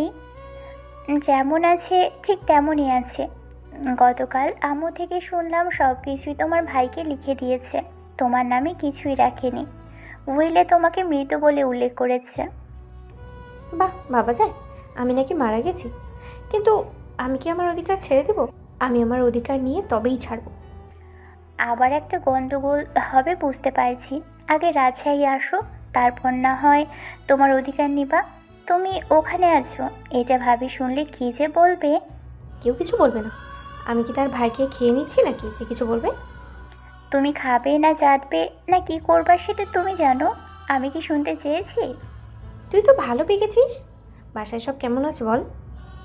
সবাই ভালো, কিন্তু আম্মুর জ্বর হয়েছিল, এখন কিছুটা সুস্থ। তুমি কেমন আছো? যদিও জানি তুমি ভালো আছো, তবুও তুমি বলো, তোমার মুখ থেকেই শুনতে চাচ্ছি। আলহামদুলিল্লাহ, অনেক অনেক ভালো। এতটা ভালো তোকে বলে বোঝাতে পারবো না। তা বুঝতে পারছি। ভাইয়া ছুটি পাবে কখন? তা কিভাবে বলবো? বললেও তো ছুটির আবদার করেছে। এবার মনে হচ্ছে আম্মুকে এখানে নিয়েই চলে আসবে। সেটাই শুনেছি। ভাবিও বলছিল এখানে আন্টি একা আছে, চলে গেলেই ভালো হবে। বিকেলে অফিস থেকে বাসায় ফিরলাম। ড্রাইভার গাড়ি পার্কিং করে চলে গেল। আমি বাসার ভিতরে এসে দেখি মহারানী সোফায় শুয়ে টিভি দেখছে। আমাকে দেখে ছুটে এসে বুকে ঝাঁপিয়ে পড়েছে। নিজেকে সামলাতে সামলাতে নিচে পড়ে গেলাম। একটু ব্যথা পেলেও কিছু বললাম না। নেহা আপু আমার উপর পড়ে আছে। মুখের সামনে থেকে চুল সরিয়ে বললাম, এটা কি হলো?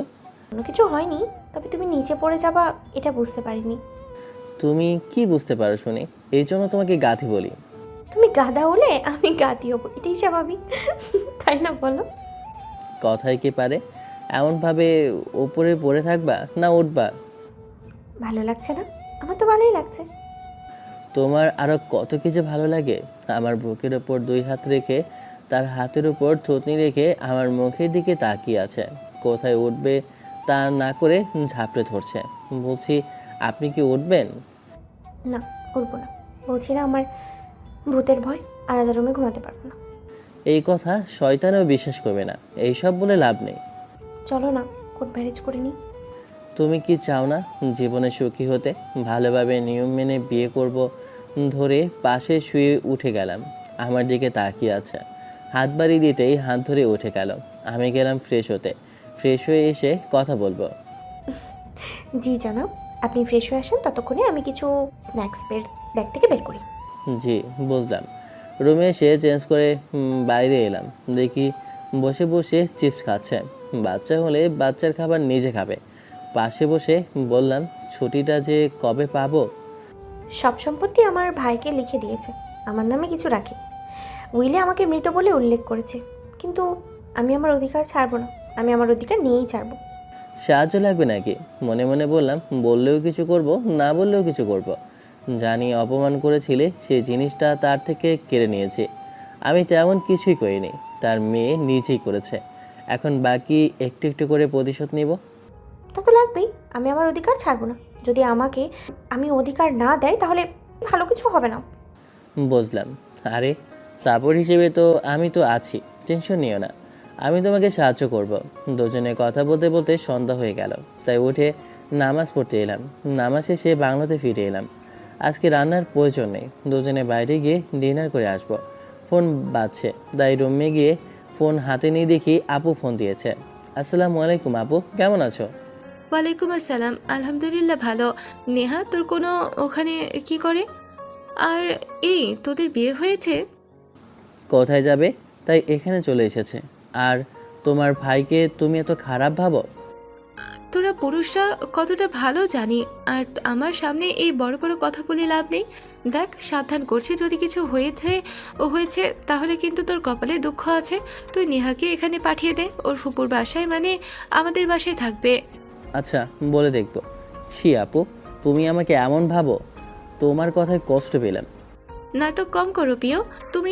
তুই মিসকে শয়তান সেটা ভালো করেই জানি। তুই হচ্ছিস ভদ্র শয়তান। তুই নিজেকে যতটা ভালো দেখাও তুমি ততটাও ভালো না। নেহাকে তোর কাছে বেনিরাপদ মনে করছি না, তুই এখানে পাঠিয়ে দে। আমি বাঘের কাছে আপু, তুমি ভুল ভাবছো। কে কার কাছে বন্দি বুঝতে পারছি। নেহা অনেক ভদ্র ভালো মেয়ে। তুই নেহাকে এখানে পাঠিয়ে দে। তুই এসে বিয়ে করে তারপর নিয়ে যা, কিছু বলবো না, কিন্তু এখন তোর সাথে কোনোভাবেই থাকতে দেব না। এ তো আচ্ছা মুসিবত। কি এত ভাবিস? আগামীকাল এখানে পাঠিয়ে দিবি, আগামীকাল যেন এখানে থাকে। বলছি, যতক্ষণ না যাবে আমি যে শান্তি পাবো না সেটা জানি। নেহা যেতে চাইলে ভালো। নেহাকে বললে ঠিক আসবে। এখন ফোন রাখলাম, বাই। আপু ফোন কেটে দিয়েছে। কান কেমন ভো ভো করছে। বেরি মানুষের কোনো কিছুর জোর না থাকলেও মুখের জোর ঠিকই আছে। রুম থেকে বেরিয়ে বাইরে এসে সোফায় বসে বললাম, আপুর ফোন ছিল, আমাকে তোমার ফুপুর বাসায় থাকতে বলেছে। এখানে নাকি থাকতে দেবে না। কেন কেন? আপুর কথা, তুমি নাকি অনেক ভালো এবং ভদ্র মেয়ে। আপু ঠিকই তো বলেছে, আমি ভদ্র নম্র ভালো। তুমি কি আমাকে খারাপ অভদ্র ভাবো? এই রাগ দেখিয়ে লাভ হবে না।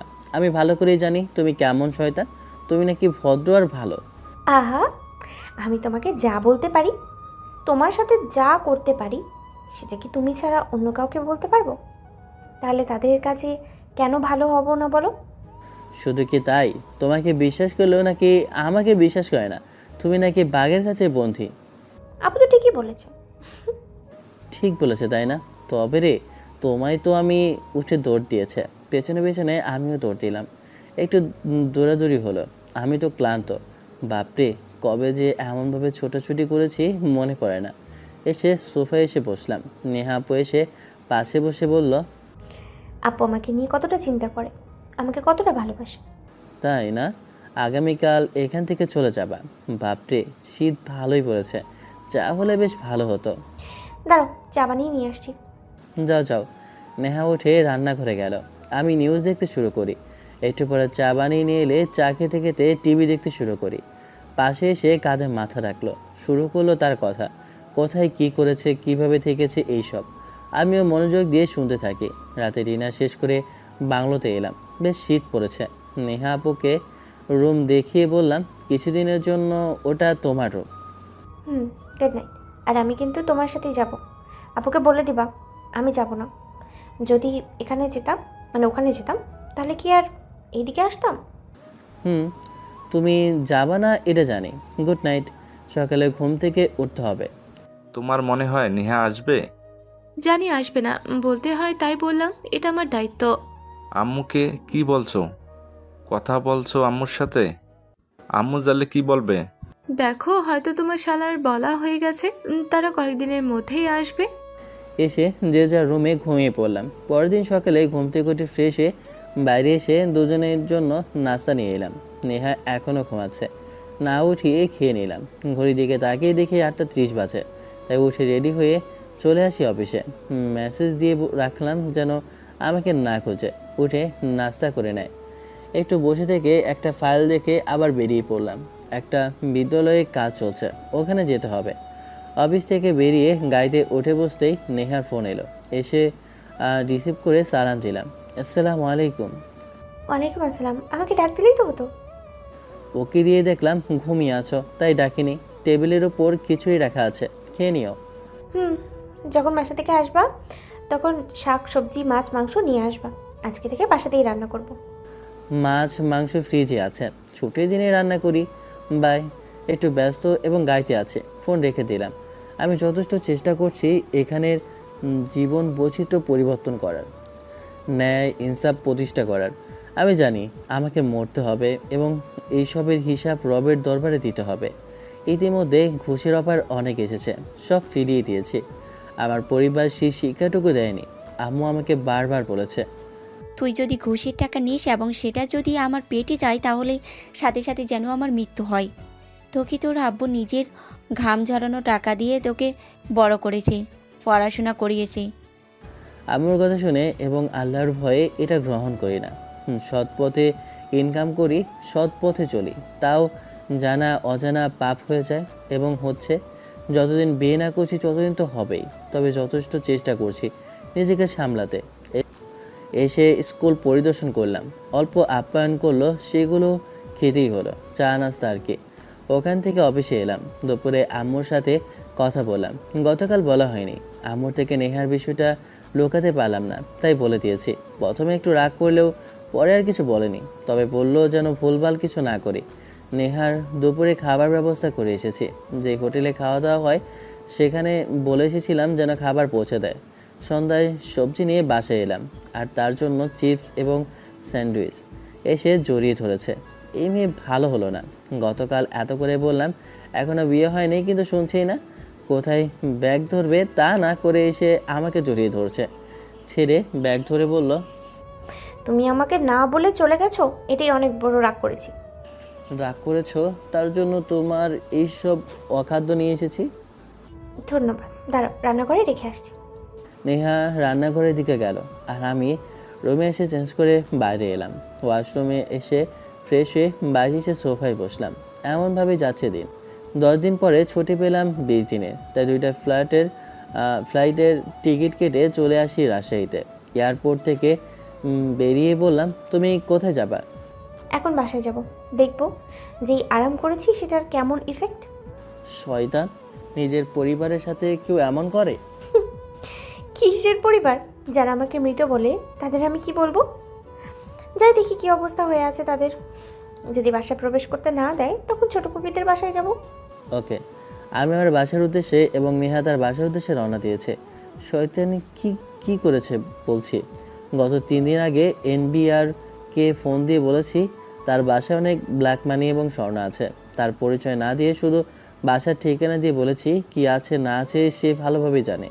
কোন লেভেলের শয়তান নিজ পরিবারের সাথে এমন করে। এতে পরে নেহা বাসার ভিতরে যায়। নেহার ভাবি ডাক শুনে নেহার আব্বু আম্মু তাদের রুম থেকে বেরিয়ে আসে। নেহা দেখে তার আম্মু কান্নায় ভেঙে পড়লেও ওর আব্বু প্রচণ্ড রেগে যায়। নেহার আম্মু নেহাকে জড়িয়ে ধরে কান্না জুড়ে দেয় আর বলতে থাকে কোথায় ছিল এতদিন। কি জন্য এসেছিস? তুই তো এই বাসা ছেড়ে চলে গিয়েছিলি, তাহলে কি জন্য ফিরে এসেছিস? আমি আমার অধিকার নিতে এসেছি। আমি শুনলাম ভাইয়াকে নাকি সব কিছু লিখে দিয়েছেন, আমাকে নাকি মৃত বলে ঘোষণা করেছেন। আমার কোনো মেয়ে নেই, আমার সম্পত্তি কি করব?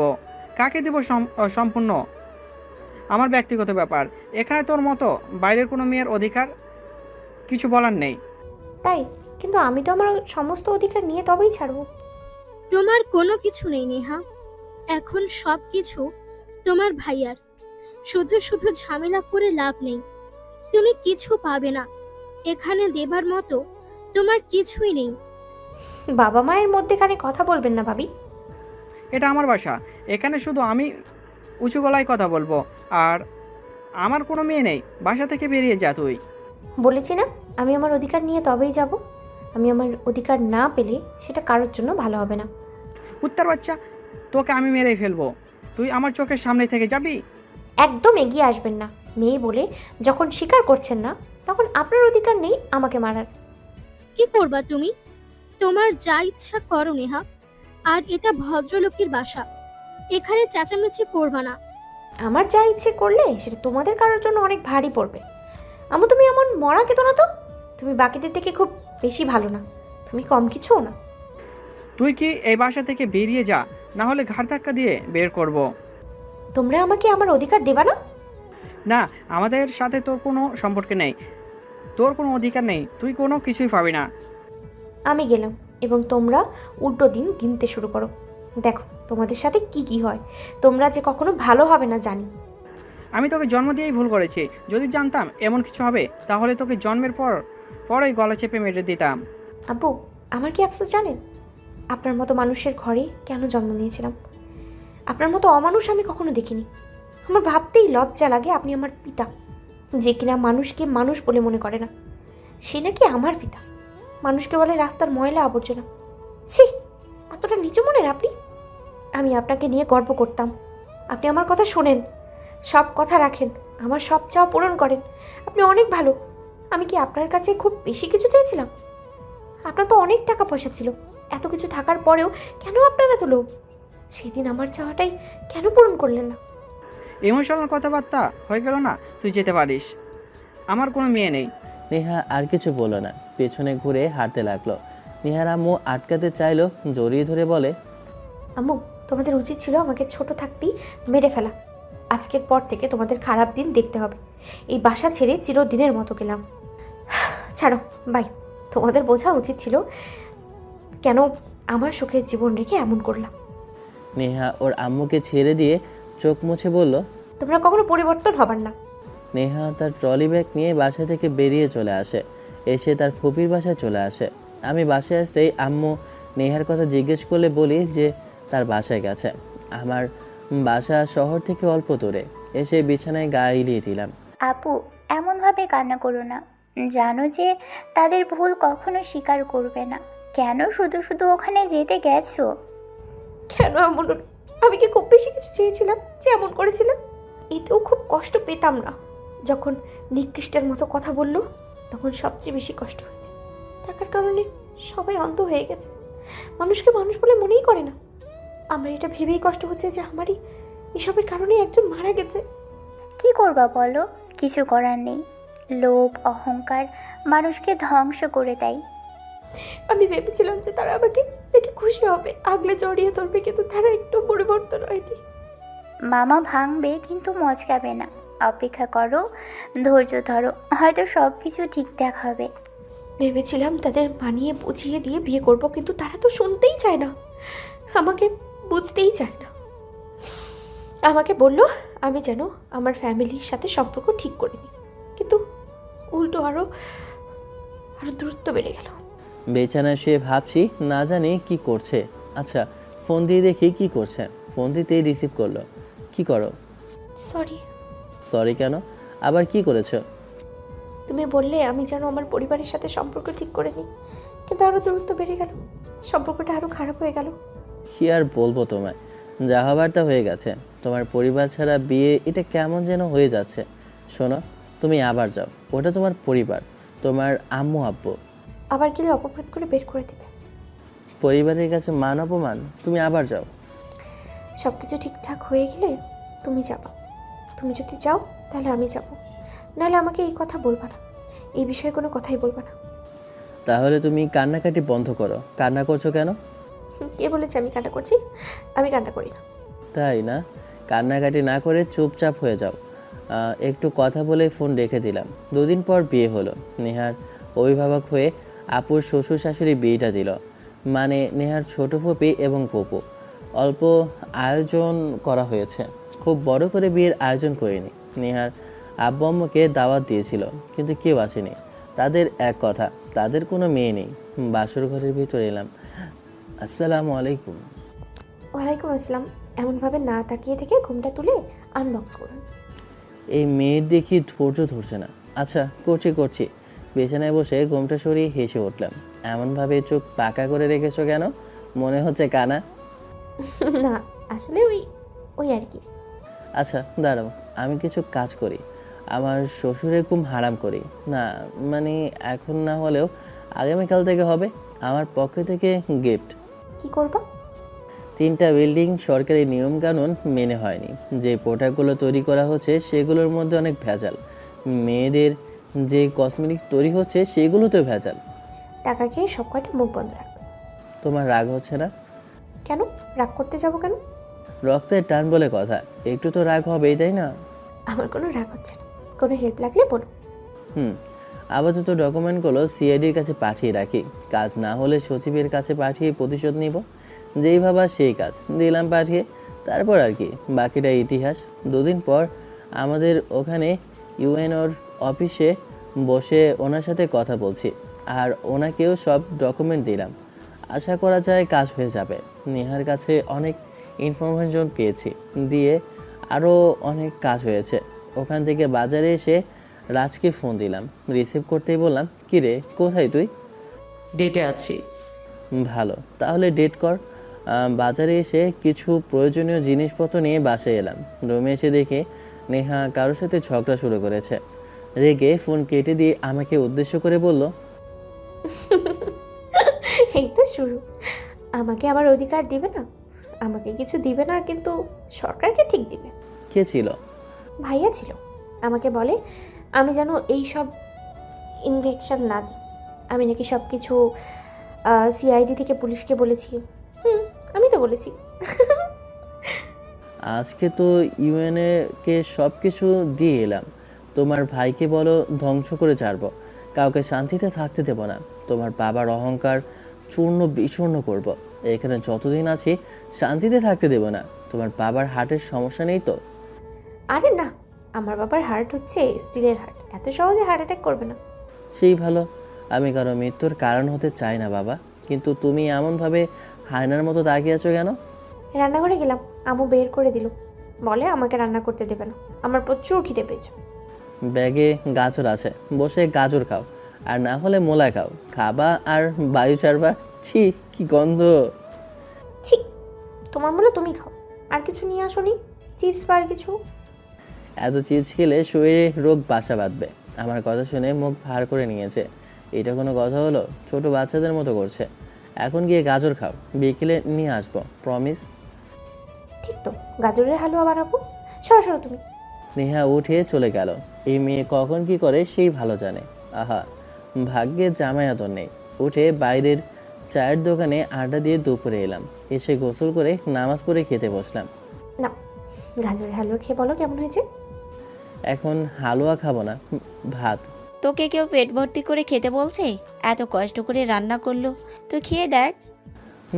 অল্প নিয়ে খেয়ে নেহার দিকে তাকালাম। কেমন হয়েছে শোনার জন্য আমার দিকে তাকিয়ে আছে। নতুন কিছু খাওয়া হলো না, অনেক সুন্দর, নাইস। কে রান্না করেছে দেখতে হবে না? তা তো দেখতেই পাচ্ছি। কথা বলতে বলতে খেয়ে নিলাম। খাওয়া শেষ করে রুমে এলাম। এসে বিছানায় ধপাস যাচ্ছে এমনভাবে দিন।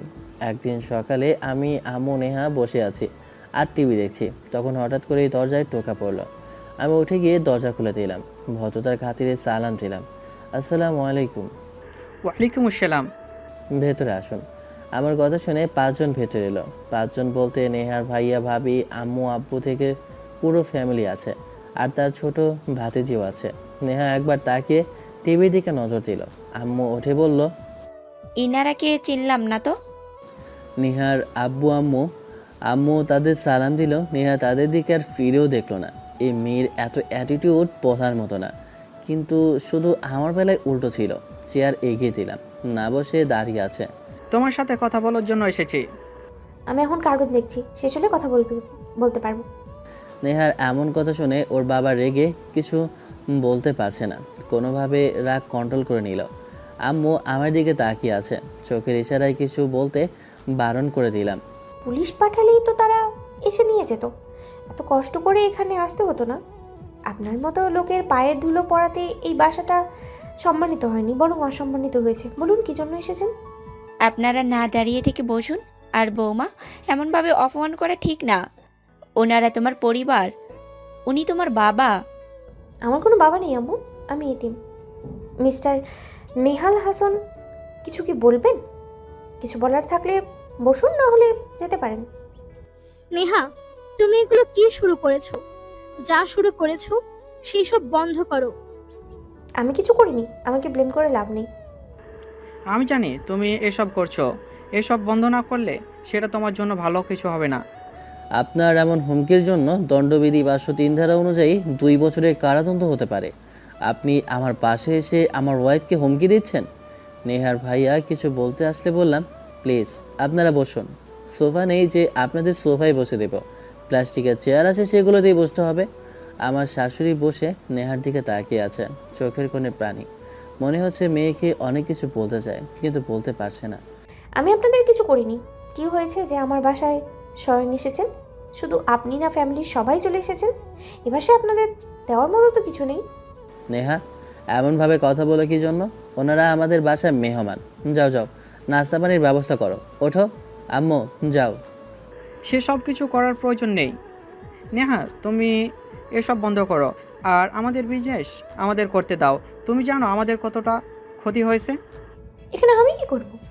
আমার কিছু ক্ষতি হয়েছে যে আমার ব্যথা অনুভূত হবে? আমাকে আমার অধিকার দিয়ে দেন, কিন্তু এখন আপনাদের কিছুই লাগবে না। নেহা, মেহমানদের সাথে এমনভাবে কথা বলতে আছে? আমার কথা শুনে চুপচাপ হয়ে গেল। দেখুন কি হয়েছে বলতে পারছি না। যদি ফ্যামিলিগত প্রবলেম হয়ে থাকে তাহলে বসে আপনারা কথা বলে ঠিক করেন, এবং আপনাদের সবাইকে দুপুরের দাওয়াত রইল। যত প্রবলেম তোমার জন্য হয়েছে, তোমার জন্য আমার পরিবারের এমন অবস্থা। এমনভাবে কথা বলছো, মনে হচ্ছে কিছুই জানো না। মনে মনে বললাম, ভাঙবে কিন্তু মচকাবে না। দেখুন এখানে আমার কোনো দোষ নেই, শুধু শুধু আমাকে দোষ দিবেন না। নিজের দোষ অন্যের উপরে চাপিয়ে দেওয়ার স্বভাব পরিবর্তন করুন নিহাল সাহেব। আমি কিছু করিনি এবং আমি কিছু জানিও না। নেহার আব্বু তার ব্যাগ থেকে একটা ফাইল বের করলো। বের করে উঠে নেহার কাছে গিয়ে, এখানে আমার সম্পত্তির 3 ভাগের 1 ভাগ আছে। যেই অধিকারের জন্য এত কিছু করছো সেই অধিকার এখানে আছে। আমার কিছু লাগবে না। কিছু না, প্রয়োজন না থাকলেও এই সব বন্ধ করে আমাদের শান্তিতে থাকতে দাও। নেহা পেপার নিল, তারপর চোখ বুলিয়ে পড়ে আবার ফেরত দিয়ে বলল, আমি কি আপনার মেয়ে যে সম্পত্তি নিব? আমি যদি আপনার পরিবারে কেউ হতাম তাহলে গ্রহণ করতাম। তাহলে তুমি আমার পরিবারের সাথে এমন করলে কেন? ওটা আমাকে অপমান এবং আমার মৃত শ্বশুরকে অপমানের ছোট্ট একটা প্রতিশোধ নিয়েছি। এখনও রাস্তায় নামতে হয়নি, তার জন্য শুকরিয়া আদায় করুন। আপনাদের আর কিছু বলবো না এবং আপনাদের থেকে প্রতিশোধ নিবও না। আপনারা যেতে পারেন। নেহার আব্বু আর কিছু বলল না, পেছন ঘুরে বাসা থেকে বেরিয়ে গেল। নেহার ভাই এসে নেহাকে অনেক কথা বলল। নেহার থেকে কোনো রিপ্লাই না পেয়ে ওর ভাবি এবং ভাইয়া চলে গেল। আন্টি নেহার দিকে তাকিয়ে আছে। নেহা উঠে ওর আম্মুর পাশে চেয়ার টেনে বসে হাতে হাত রাখলো। পারলে আমাকে মাফ করো আম্মু, তোমাকে এমনভাবে আঘাত করার কোনো ইচ্ছে ছিল না। আমি রুমে এলাম। তিনজন হয়তো কথা বলছে। কান্নাকাটি আমার ভালো লাগে না। কাউকে কাঁদতে দেখলে নিজের চোখ দিয়ে পানি বেরিয়ে যায়, তাই চলে আসা। একটু পরে নেহা রুমে এলো। এসে ঢুকরে কেঁদে উঠল। উঠে দাঁড়িয়ে কাছে গিয়ে হাত ধরে বিছানায় বসিয়ে সামনে বসে বললাম, কেঁদে কি করবা? মনকে শান্ত করার জন্য হলেও কান্না করতে পারো, কিন্তু আফসোস থেকে যদি কান্না আসে তাহলে লাভ নেই। তোমার এইসব আগে ভাবা উচিত ছিল। উঠে পাশে বসতেই কাঁধে মাথা রাখলো। চুপচাপ বসে থাকলাম। কান্না করছে করুক কিছুক্ষণ। বসে বসে সান্ত্বনা দেওয়ার চেষ্টা করলাম। তারপর 20 দিনের ছুটি কাটে আমি, আম্মু আর নেহাকে নিয়ে চলে আসি বরিশালে। আবার শুরু হলো কর্মজীবন। গল্পটা ভালো লাগলে লাইক, শেয়ার, কমেন্ট আর সাবস্ক্রাইব করবেন। আর গল্পটা এখানেই শেষ হলো। ভালো থাকবেন, সুস্থ থাকবেন। Tata, bye bye.